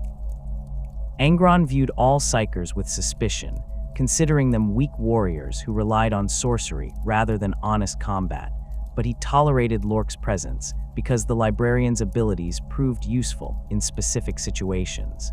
The Edict of Nicaea provided Angron with justification to purge the few psykers remaining in his legion, and he moved to enforce the prohibition with characteristic brutality. Lork died during the initial enforcement actions, killed by his own battle brothers on Angron's orders, as the World Eaters eliminated every warrior who had served in their librarius. The manner of Lork's death and the circumstances surrounding it remain subjects of debate among imperial historians who study the period immediately following Nicaea. Some accounts suggest that Lork resisted the order to disband the librarius, and that his death resulted from combat with World Eaters sent to enforce compliance. Others maintain that Angron ordered the execution of all former librarians regardless of whether they accepted the edict, viewing the prohibition as an opportunity to rid his legion of warriors he had never wanted in the first place. The truth likely lies somewhere between these versions, with Lork's death representing both Angron's particular hostility towards psykers and the broader violence that accompanied the edict's enforcement in legions, where primarchs or commanders held strong anti-psyker sentiments. The legacy that these notable librarians leave extends beyond their individual achievements or failures. Tigurius demonstrates what disciplined psychic practice combined with strategic insight can accomplish, his service to the Ultramarines proving the value that librarians provide to their chapters. Mephiston represents both hope and warning, hope that even the Blood Angel's genetic curse might be overcome through will and faith, warning that such transformation comes at costs that cannot be fully predicted or controlled. Ezekiel exemplifies the dual nature of Dark Angel's librarians, serving both as psychic warriors and as keepers of secrets that define their chapter's identity and mission. Ahriman stands as the ultimate cautionary tale, a librarian whose power and knowledge led not to enlightenment, but to damnation and the destruction of everything he sought to protect. Lork's death reminds all librarians that their position within the Adeptus Astartes remains contingent on continued acceptance by their chapters and the Imperium, that the powers they wield mark them as both valuable assets and potential threats requiring constant vigilance. The Thousand Sons represent the ultimate perversion of everything the Librarius was meant to be, a legion of psykers who abandon the disciplines and safeguards that protect loyal space marines from corruption in exchange for power that no servant of the Emperor could safely wield. Where a chapter's Librarius maintains strict protocols governing psychic practice, the Thousand Sons embrace techniques that would see any loyal librarian executed for heresy. Where librarians construct mental barriers to protect themselves from demonic influence, the sorcerers of the 15th Legion deliberately tear down those barriers to channel energies drawn directly from Tzeentch. The transformation from disciplined psykers to chaos sorcerers did not occur overnight, but through gradual erosion of the principles that Magnus the Red had established during the Great Crusade, each compromise leading to greater corruption, until the Legion found itself irrevocably bound to the Architect of Fate. The The burning of Prospero initiated the Thousand Suns' descent into full sorcery, though the seeds of their corruption had been planted long before the Space Wolves arrived in orbit above their homeworld. Magnus had delved too deeply into forbidden knowledge, convinced that his understanding and power made him immune to the dangers that consumed lesser psykers. The Primarch's arrogance blinded him to the trap being set, and when the Space Wolves attacked, he saw no alternative but to accept the bargain Tzeentch offered. The Legion's transportation to the planet of the sorcerers within the Eye of Terror completed their physical corruption, but their spiritual damnation had begun the moment Magnus decided that some knowledge was worth any price to obtain. The sorcerers who survived Prospero found themselves in a realm where the warp's energies flowed without the constraints that reality normally imposed, where their abilities could grow exponentially, but at the cost of their souls. The rubric of Ahriman transformed the Thousand Suns from a legion of sorcerers into something even more horrifying. Ahriman's attempt to halt the flesh change, afflicting his battle brothers, succeeded in stopping the mutations, but reduced most Thousand Suns to animated suits of armor containing nothing but dust. The sorcerers who retained their consciousness and bodies after the rubric became the Legion's elite, warriors whose psychic capabilities had survived the ritual intact, and who now commanded powers that dwarfed what they had possessed before their corruption. These sorcerers learned to summon demons of Tzeentch with gestures, to reshape reality through elaborate rituals, and to perceive futures with clarity that approached genuine omniscience within limited scopes. The price they paid involved binding their souls to the Changer of Ways in ways that made redemption impossible even if they desired it. The combat doctrine that Thousand Suns sorcerers employ bears superficial resemblance to how loyal librarians operate, but diverges fundamentally in execution and underlying philosophy. A Thousand Suns sorcerer approaching battle does not carefully measure his psychic exertion to avoid perils or maintain mental defenses against corruption. He channels power with reckless abandon, drawing upon Tzeentch's essence to fuel abilities that would kill a loyal librarian attempting the same feats. The sorcerer might summon a Lord of Change to the battlefield, the greater demon manifesting through a ritual that takes mere minutes rather than the hours or days such summonings would normally require. He might project psychic fire that burns with colors that do not exist in normal reality, flames that consume not just physical matter, but the souls of those they touch. The techniques work because the sorcerer has abandoned any pretense of controlling the warp, instead allowing it to flow through him as a willing conduit for Tzeentch's power. The organizational structure of Thousand Suns warbands reflects their transformation into full servants of chaos. They do not maintain a librarius in any recognizable form, but instead organize themselves into cabals led by the most powerful sorcerers, with the rubric Marines serving as mindless automatons that follow their master's commands without question or independent thought. A sorcerer leading a cabal might command dozens or even hundreds of rubric Marines, directing them through psychic impulses that the dust-filled armor responds to with mechanical precision. The sorcerers themselves compete for power and knowledge, forming temporary alliances when their goals align, but betraying each other without hesitation when opportunities arise to advance their individual agendas.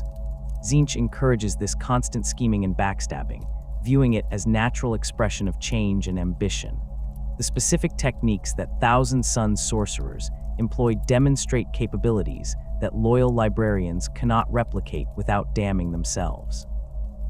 A sorcerer might use biomancy not to heal or enhance, but to transform enemies into chaos spawn, their bodies warping into impossible configurations as the warp reshapes their flesh according to the sorcerer's will. Pyromantic abilities become tools for summoning warp fire that burns through both material and immaterial defenses, consuming souls as readily as bodies.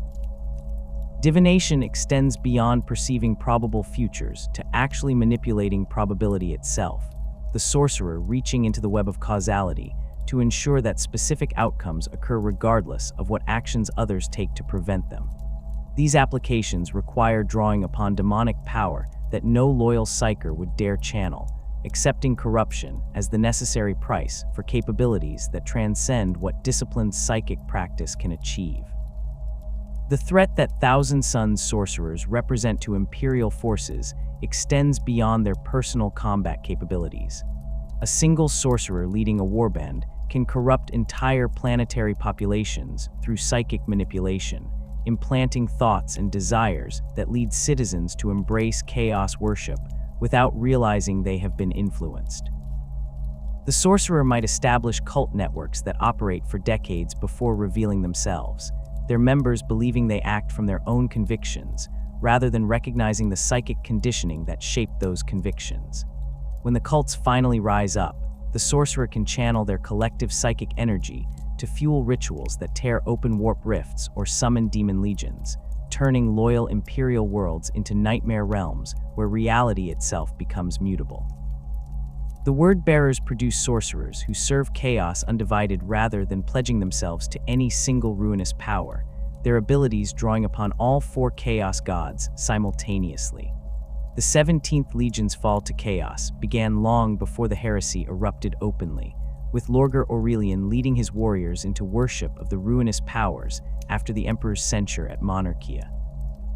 The word-bearers who had served as librarians before the Legion's corruption became Dark Apostles, combining their psychic abilities with religious fervor to create warrior priests who preach the divinity of chaos while demonstrating its power through sorcerous acts. These Dark Apostles view themselves as missionaries bringing enlightenment to a galaxy that refuses to acknowledge the truth of the warp's supremacy, their corruption so complete that they genuinely believe they serve a righteous cause. The rituals that word-bearers sorcerers perform require components and sacrifices that make even other chaos worshippers uncomfortable. A Dark Apostle preparing to summon a greater demon might spend weeks gathering the necessary materials, blood from specific victim types, bones carved with blasphemous inscriptions, artifacts stolen from Imperial temples, and desecrated through elaborate ceremonies. The ritual itself involves chanting in languages that predate humanity, the words carrying psychic weight that causes reality to thin in the ritual space. Sacrifices die screaming as their life force fuels the summoning, their souls offered to the chaos gods as payment for the demon's manifestation. The Dark Apostle conducting the ritual maintains absolute focus throughout, his consciousness spread across multiple levels of reality simultaneously as he negotiates with demonic entities and shapes the warp energies flowing through the ritual space. The combat applications of word-bearers sorcery emphasize corruption and conversion rather than simple destruction. A Dark Apostle facing Imperial Guard regiments might use telepathy to project visions of the Chaos Gods' glory directly into the soldiers' minds, showing them futures where they embrace chaos worship and receive rewards beyond anything the Imperium could offer. The technique proves devastatingly effective against troops whose faith in the Emperor lacks the absolute conviction necessary to resist such temptation. Entire companies have turned traitor after exposure to word-bearers' psychic manipulation, their loyalty eroded by visions that exploit their doubts and fears. The Dark Apostles view these conversions as their greatest victories, proof that chaos represents truth while the Imperial Creed offers only lies and false promises. The Death Guard maintain fewer sorcerers than other traitor legions, as Mortarian's hatred of psykers survived his fall to chaos and continues to shape his legion's culture even after their transformation into servants of Nurgle. The sorcerers who do serve the 14th Legion typically came from other forces or represent Death Guard who developed psychic abilities after their corruption, their powers emerging as gifts from the Plague God rather than through any training or discipline. These plague sorcerers wield biomancy twisted into tools for spreading disease and decay, their abilities allowing them to accelerate rot, to summon clouds of infectious flies, or to cause enemies' bodies to bloat and burst as virulent plagues consume them from within. The sorcery they practice bears little resemblance to the disciplined techniques that loyal librarians employ, instead manifesting as expressions of Nurgle's essence channeled through willing hosts. The Black Legion and other warbands that draw recruits from multiple sources include sorcerers who bring techniques and traditions from their original legions, creating diverse approaches to chaos sorcery that reflect the fragmented nature of the traitor forces. A Black Legion warband might include a former Thousand Suns sorcerer who maintains his legion's scholarly approach to the warp, a word-bearer's dark apostle who views sorcery through religious frameworks, and renegades from loyalist chapters who fell to corruption and learned sorcerous techniques from demonic tutors. These sorcerers compete for influence within the warband, while cooperating when necessary to achieve objectives that serve their collective interests. The Warmaster who commands the Black Legion encourages this competition, believing it keeps his sorcerers sharp and prevents any single psyker from accumulating enough power to challenge his authority. The Eldar represent the most sophisticated psychic threat that librarians regularly encounter, a race whose entire civilization revolves around psychic capability and whose understanding of the warp exceeds anything humanity has achieved. Every Eldar possesses some degree of psychic sensitivity, their souls burning brighter in the warp than human souls, and their connection to the immaterium forming an integral part of their existence. The Farseers who guide craftworld policies and the Warlocks who lead aspect warrior shrines demonstrate psychic capabilities that rival the most powerful human psykers, their abilities refined through centuries of training within psychic disciplines that predate humanity's emergence as a spacefaring species. When librarians face Eldar psykers in combat, they confront enemies whose mastery of psychic warfare makes most human techniques appear crude by comparison. Eldar Farseers employ divination as their primary discipline, perceiving futures with clarity and precision that human diviners cannot match. A Farseer examining the threads of probability that extend from the present moment sees not vague symbolic visions, but detailed images of specific outcomes, complete with tactical information about enemy positions, weather conditions, and the consequences of different courses of action. The Farseer uses this information to guide Eldar forces with supernatural precision, positioning units to intercept enemies before they arrive, concentrating fire on targets whose destruction will create cascading failures in enemy plans, and avoiding ambushes that would catch forces lacking such prescient guidance. The accuracy of Farseer predictions makes them extraordinarily difficult opponents, as they seem to anticipate every tactic their enemies employ and position appropriate counters before those tactics can be executed. The runes that Farseers cast serve as focusing tools that help them navigate the overwhelming complexity of future possibilities without losing themselves in the infinite branches of causality. Each rune represents specific concepts or forces, and the patterns they form when cast provide frameworks for interpreting the visions that the Farseer experiences. A human observer watching a Farseer cast runes might see nothing but an Eldar manipulating carved stones, but psychically sensitive witnesses perceive the enormous energies flowing through the ritual as the Farseer's consciousness ranges across time and space. The technique allows Farseers to maintain coherent focus despite perceiving multiple timelines simultaneously, compartmentalizing different probability threads so they can analyze each without becoming paralyzed by the sheer volume of information. Eldar Warlocks combine psychic ability with close combat prowess, serving as warrior psykers who lead aspect warrior shrines into battle.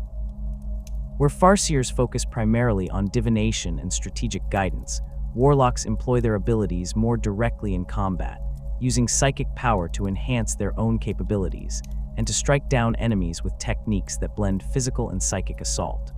A Warlock charging into melee might use biomancy to increase his speed beyond what even Eldar physiology normally allows, becoming a blur that human eyes cannot track as he moves between targets. He projects psychic force through his Witchblade, the weapon serving as a focus that channels his power into strikes that bypass armor to destroy the target's soul directly. The combination of Eldar martial skill and psychic enhancement makes Warlocks extraordinarily dangerous opponents in close combat, capable of cutting through Space Marine squads with contemptuous ease. The psychic techniques that Eldar employ differ fundamentally from human psychic practice in ways that reflect the different relationships their species have with the warp. Eldar psykers do not draw power from the immaterium in the same manner that human psykers do, instead channeling energy through the infinity circuits built into their craft worlds, or through psychic constructs called wraithbone that shapes warp energy into stable forms. This approach provides protection against demonic corruption that human psykers lack, as the Eldar never create direct connections between their souls and the raw warp. The technique requires infrastructure and preparation that humans cannot replicate, making it unsuitable for adoption by Imperial forces, even if the Eldar were willing to share their knowledge.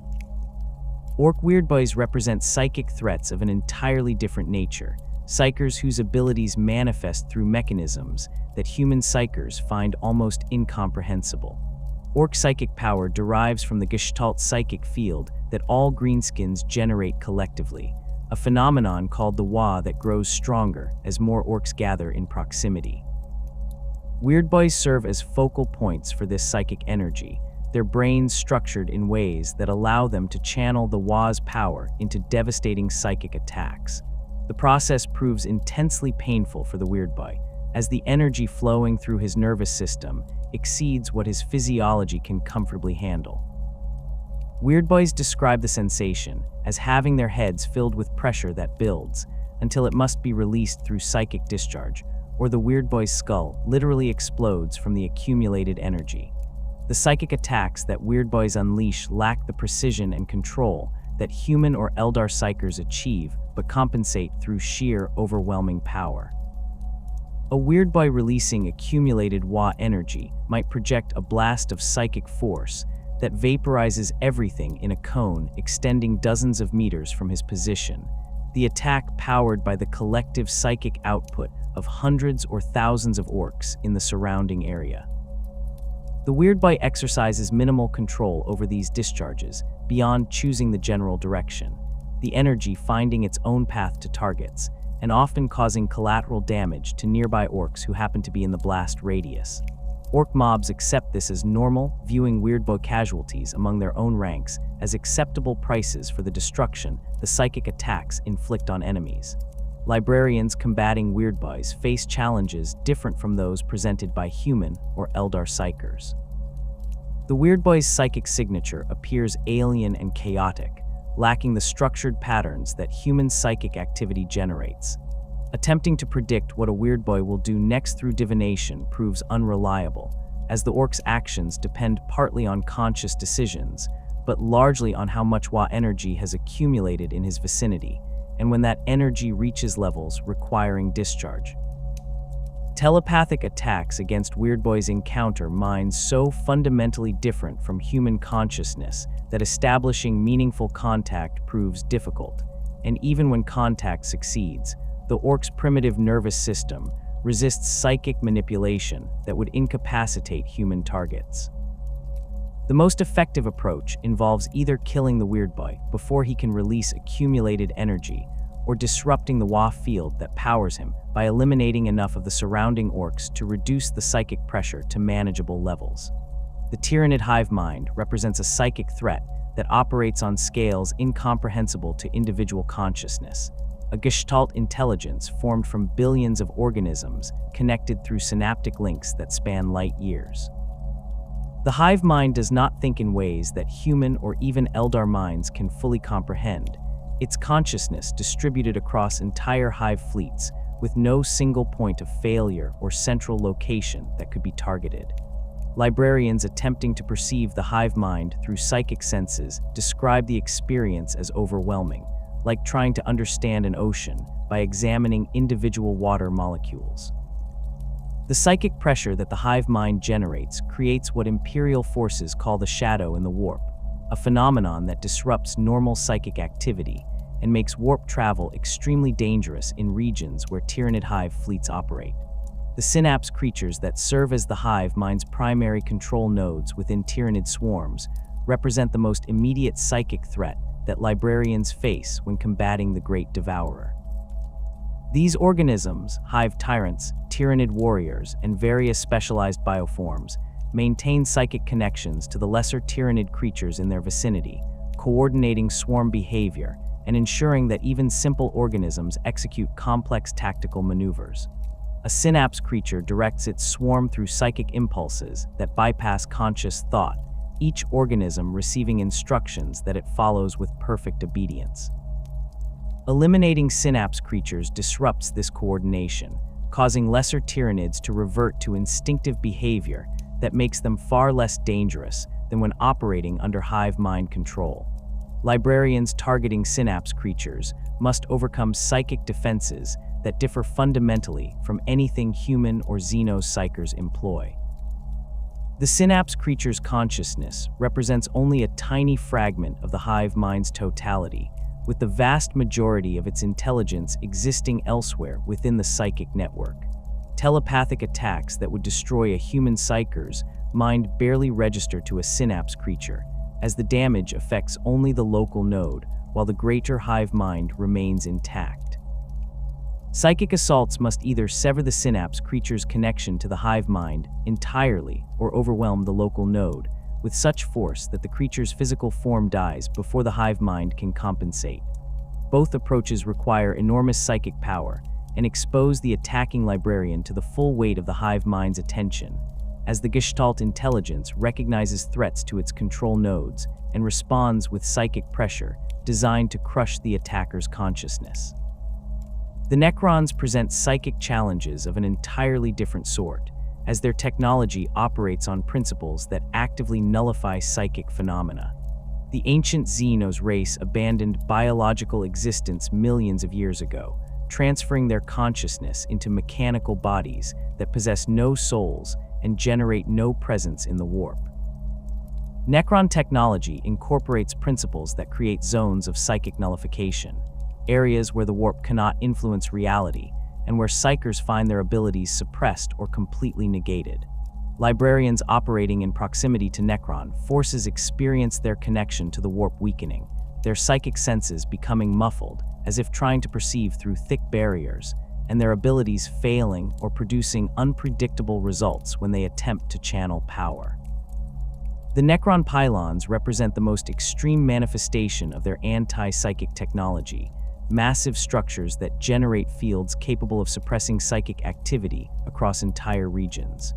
When pylons activate, psykers within their area of effect find themselves cut off from the warp entirely, their abilities rendered completely useless regardless of their power level or training.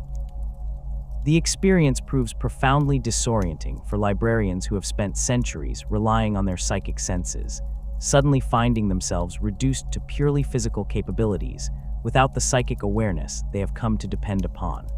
The Necrons deploy pylons strategically to neutralize enemy psykers, recognizing that many Imperial and Xenos forces rely heavily on psychic support, and that removing that support creates significant tactical advantages.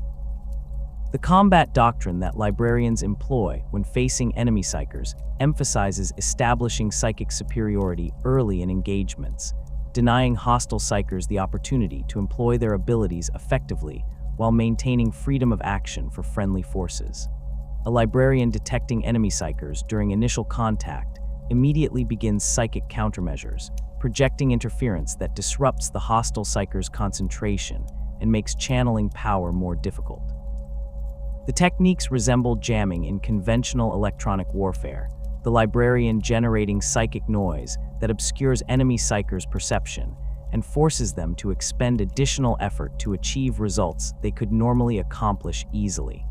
The interference does not completely prevent enemy psykers from functioning, but degrades their effectiveness enough to provide friendly forces with significant advantages. Direct psychic duels between opposing psykers occur when interference proves insufficient to neutralize enemy psychic threats, the librarian engaging hostile psykers in mental combat while physical battles rage around them. These duels involve each psyker attempting to overwhelm the other's mental defenses through application of raw psychic force, to distract them sufficiently that they cannot maintain focus on supporting their forces, or to identify and exploit weaknesses in their psychic techniques. A librarian dueling a chaos sorcerer must balance offensive psychic assault with maintaining his own mental barriers against corruption, as the sorcerer will attempt to exploit any opening to plant seeds of doubt or to project corrupting influences. The return of Robute Guilliman to the Imperium in the closing years of the 41st millennium marked a fundamental shift in how the Adeptus Astartes organized and employed their psychic resources. The Primarch emerged from his stasis chamber on Crag to find an Imperium vastly different from the one he had known, a realm beset by threats on every border and split nearly in half by the Great Rift. Among the many changes that confronted Guilliman, the state of the various chapters' librarious organizations received his immediate attention. The Lord of Ultramar recognized that psychic warfare had become more critical than ever to the Imperium's survival, yet he also observed that many chapters maintained librarious structures that had ossified over millennia without adapting to evolving threats or incorporating new techniques that might improve effectiveness. The Indomitus crusade that Guilliman launched to stabilize the Imperium and push back the forces of chaos required unprecedented coordination between chapters that had operated independently for thousands of years.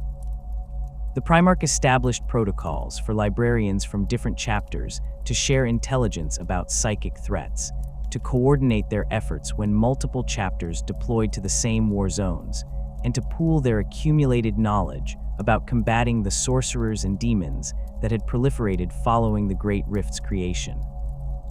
These protocols met resistance from some chapters who viewed their librarious traditions as sacred and not subject to external interference, but Guilliman's authority as a returned Primarch and his practical arguments about operational necessity convinced most chapter masters to participate in the intelligence-sharing networks he established.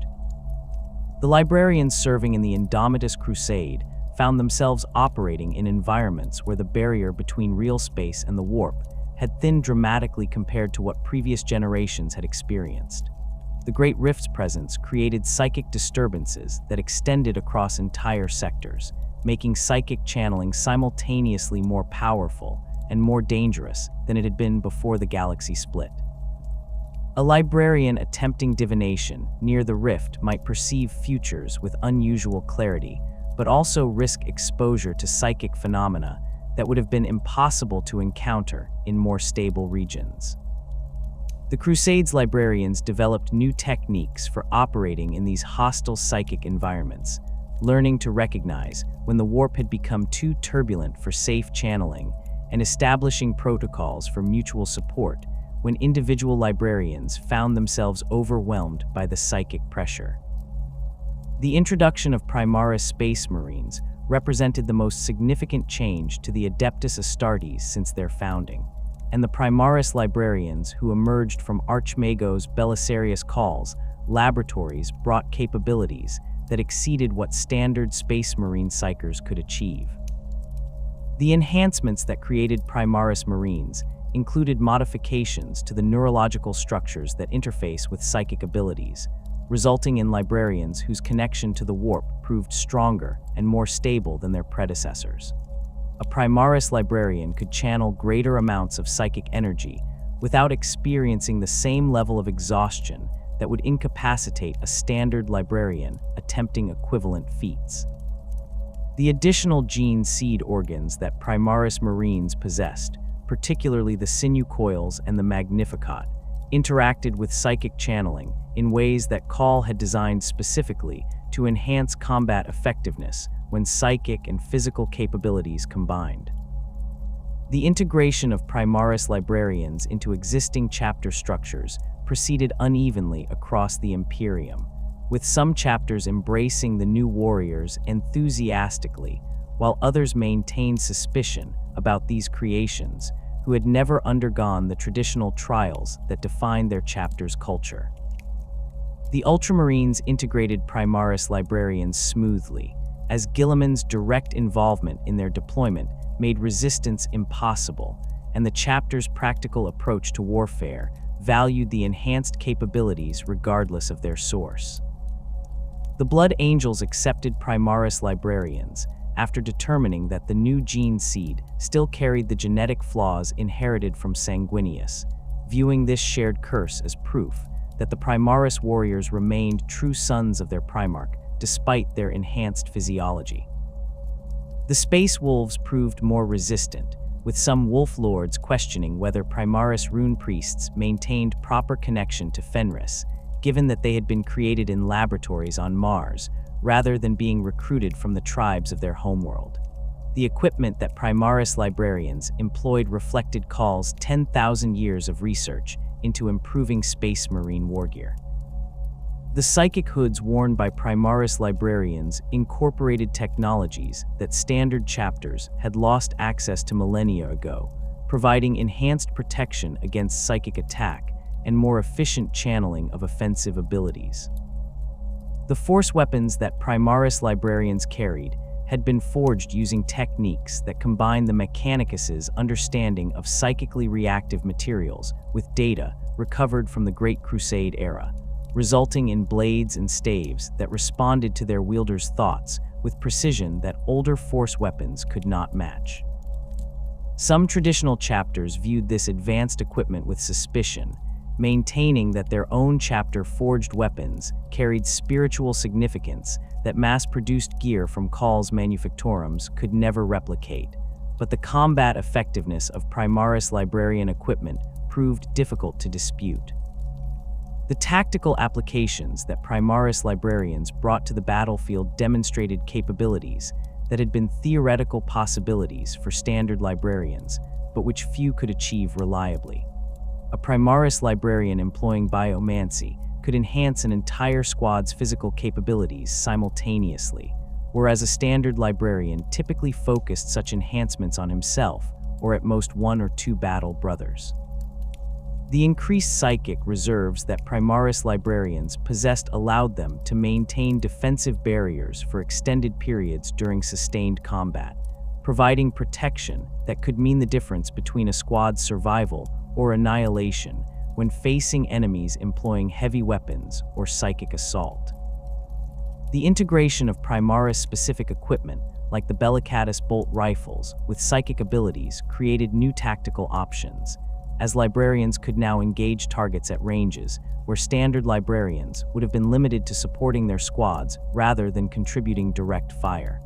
The psychic awakening that swept across the galaxy during the era of the Great Rift represented an unprecedented surge in psychic manifestations among human populations. Worlds that had previously produced psykers at rates consistent with historical averages suddenly found themselves dealing with exponential increases in psychic births, with some planets reporting that 1 in every 100 children born demonstrated psychic sensitivity. The black ships that collected psykers for processing through the Scholastica Psychona's facilities on Terra found themselves overwhelmed by the sheer volume of individuals requiring transport and evaluation. The Adeptus Astra Telepathica's infrastructure, designed to handle psychic manifestation rates that had remained relatively stable for millennia, struggled to adapt to the new reality where entire generations included psychic populations that previous eras would have considered impossible. The Space Marine chapters experienced this psychic awakening through increased rates of psychic manifestation among their aspirants and neophytes. Chapters that had historically maintained librarious organizations of perhaps a dozen warriors found themselves with twice that number of psychically gifted battle brothers, requiring training and integration into existing structures. The sudden influx created challenges that chief librarians had never faced, as training facilities designed for steady replacement of librarians lost to combat or age suddenly needed to accommodate cohorts of trainees that exceeded their capacity. Some chapters responded by expanding their librarious organizations beyond codex-recommended sizes, accepting that the changed psychic environment required more psykers to counter the increased threats. Others maintained traditional size limits, but became more selective in their recruitment, accepting only aspirants who demonstrated exceptional psychic potential rather than training every neophyte who manifested abilities. The increased warp storm activity that accompanied the Great Rift's creation made librarians more essential to chapter operations than at any point since the Horus Heresy. Regions of space that had been reliably accessible through warp travel for thousands of years became impassable as storms erupted without warning, trapping fleets in the immaterium for subjective months or years, while only days passed in real space. Navigators struggled to find safe routes through the turbulent warp, and astropaths reported that psychic communication had become unreliable across vast swathes of the Imperium. Librarians found themselves pressed into service supporting their chapter's fleet operations, using their abilities to reinforce navigator guidance during warp transits or to establish psychic beacons that could guide separated elements of a fleet back to their primary force when conventional communication failed. The combat against Chaos forces intensified dramatically following the Great Rift's opening, as demon incursions that had previously required elaborate rituals and specific conditions to manifest now occurred with disturbing frequency. Librarians deployed to war zones throughout the Imperium found themselves facing greater demons and sorcerers wielding powers that would have been considered exceptional threats before the Rift, but which had become almost commonplace in the new era. A single campaign might see a librarius facing multiple demon princes, coordinated assaults by Thousand Sons sorcerer cabals, and reality breaches that allowed lesser demons to pour through in numbers that overwhelmed conventional defenses.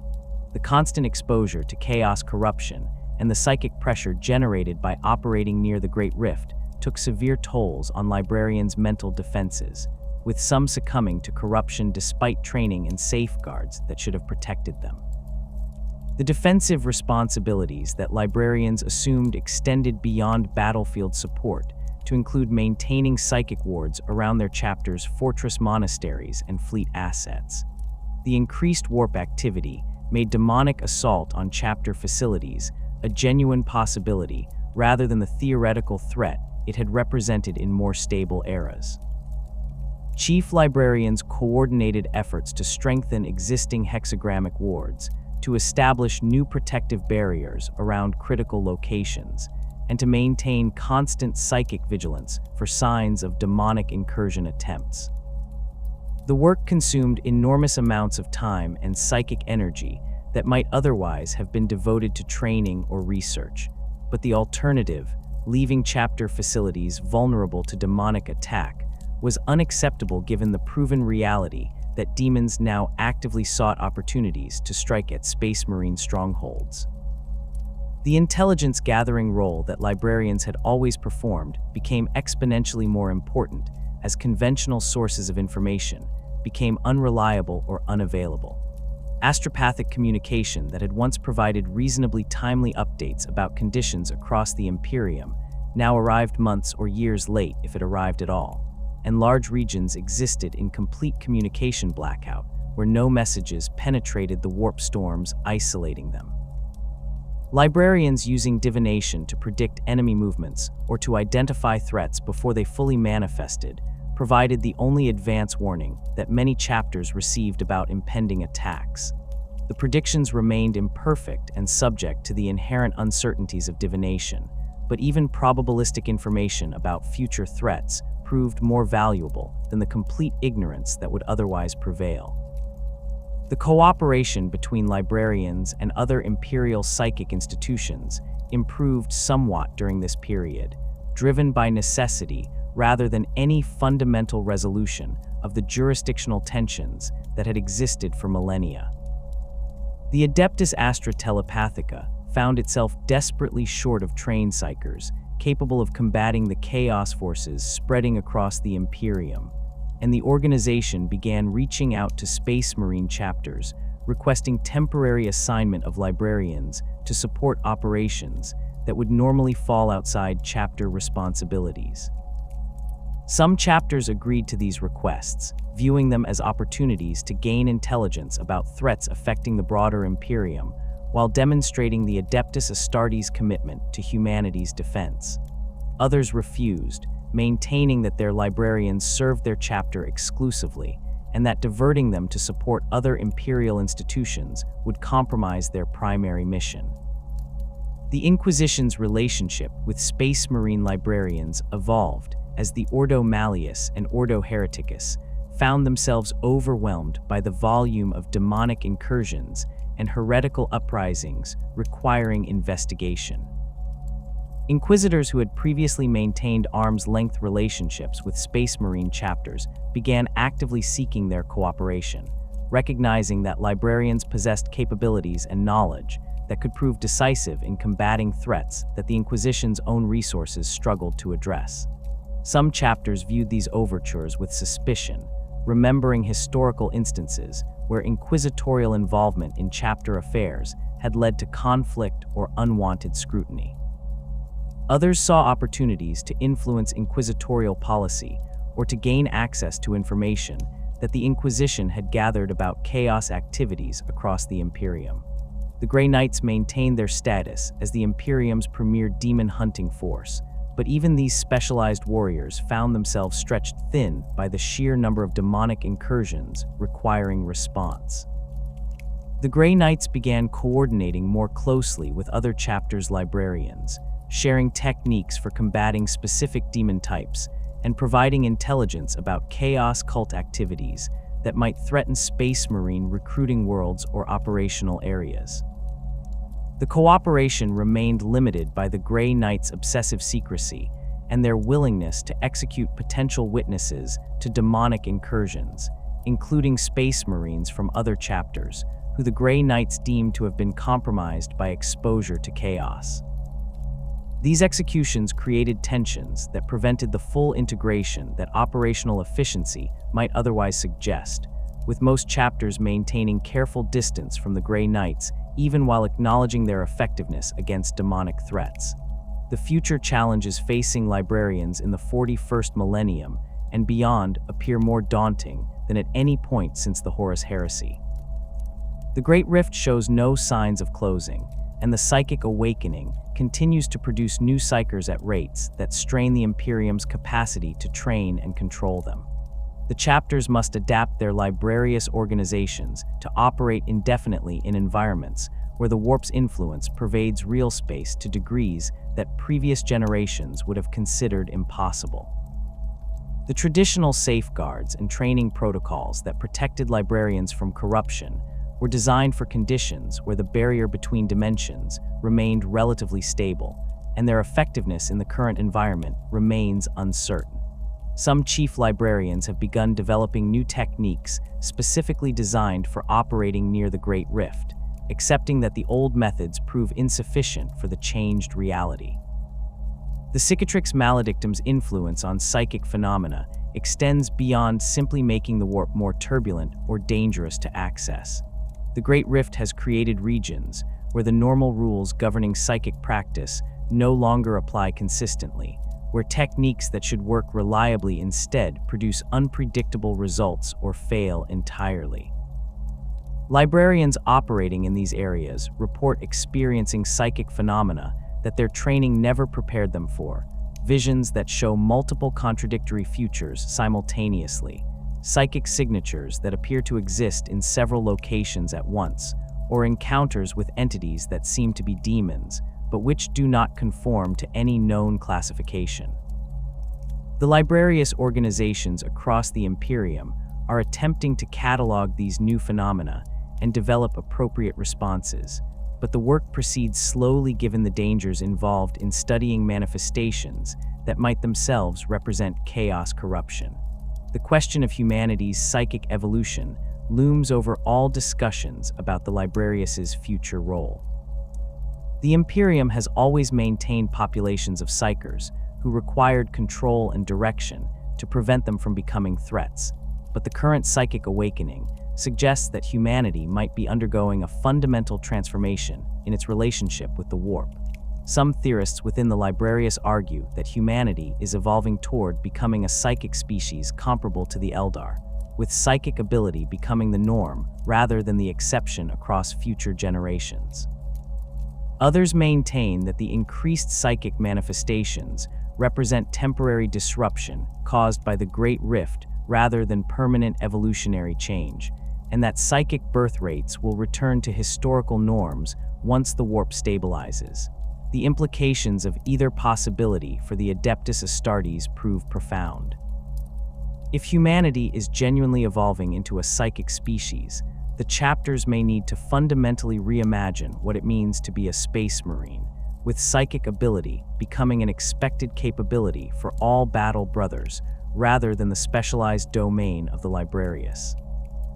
The gene seed implantation process might require modification to account for aspirants who all possess at least latent psychic potential, and the training regimens that create Space Marines would need to incorporate psychic instruction as a standard component rather than specialized education reserved for a select few. The organizational structures that currently segregate librarians into separate departments might become obsolete if every warrior possesses psychic capabilities requiring development and oversight. The alternative, that current conditions represent temporary disruption rather than permanent change, offers little comfort, as even temporary disruption lasting centuries or millennia would require adaptations that might prove difficult to reverse once the crisis passes. Chapters that expand their librarious organizations to handle increased psychic manifestations among their recruits will face difficult decisions about whether to maintain those larger organizations if psychic birth rates eventually decline to historical levels. The techniques and protocols being developed for operating in the current hostile psychic environment might become so ingrained in chapter culture that future generations struggle to return to older methods even when conditions theoretically allow for it. The librarians serving the Imperium in the 41st millennium face an uncertain future, where the only certainty is that their role will continue evolving in response to threats that previous generations never imagined. They stand as humanity's primary defense against psychic threats that have proliferated beyond anything the Great Crusade encountered, wielding powers that mark them as both essential assets and potential dangers requiring constant vigilance. The balance between utilizing their capabilities and maintaining safeguards against corruption grows more precarious with each passing year as the warp's influence on real space intensifies. Yet the Librarius endures, adapting to changed conditions while maintaining the core principles that have guided Space Marine psykers since before the heresy: discipline, loyalty to their chapters and the Emperor, and absolute commitment to humanity's defense regardless of the personal cost. The galaxy burns, the warp rages, and the Librarians continue their eternal vigil against the darkness, knowing that their vigilance represents one of the few barriers preventing humanity's complete extinction in an age of unprecedented peril.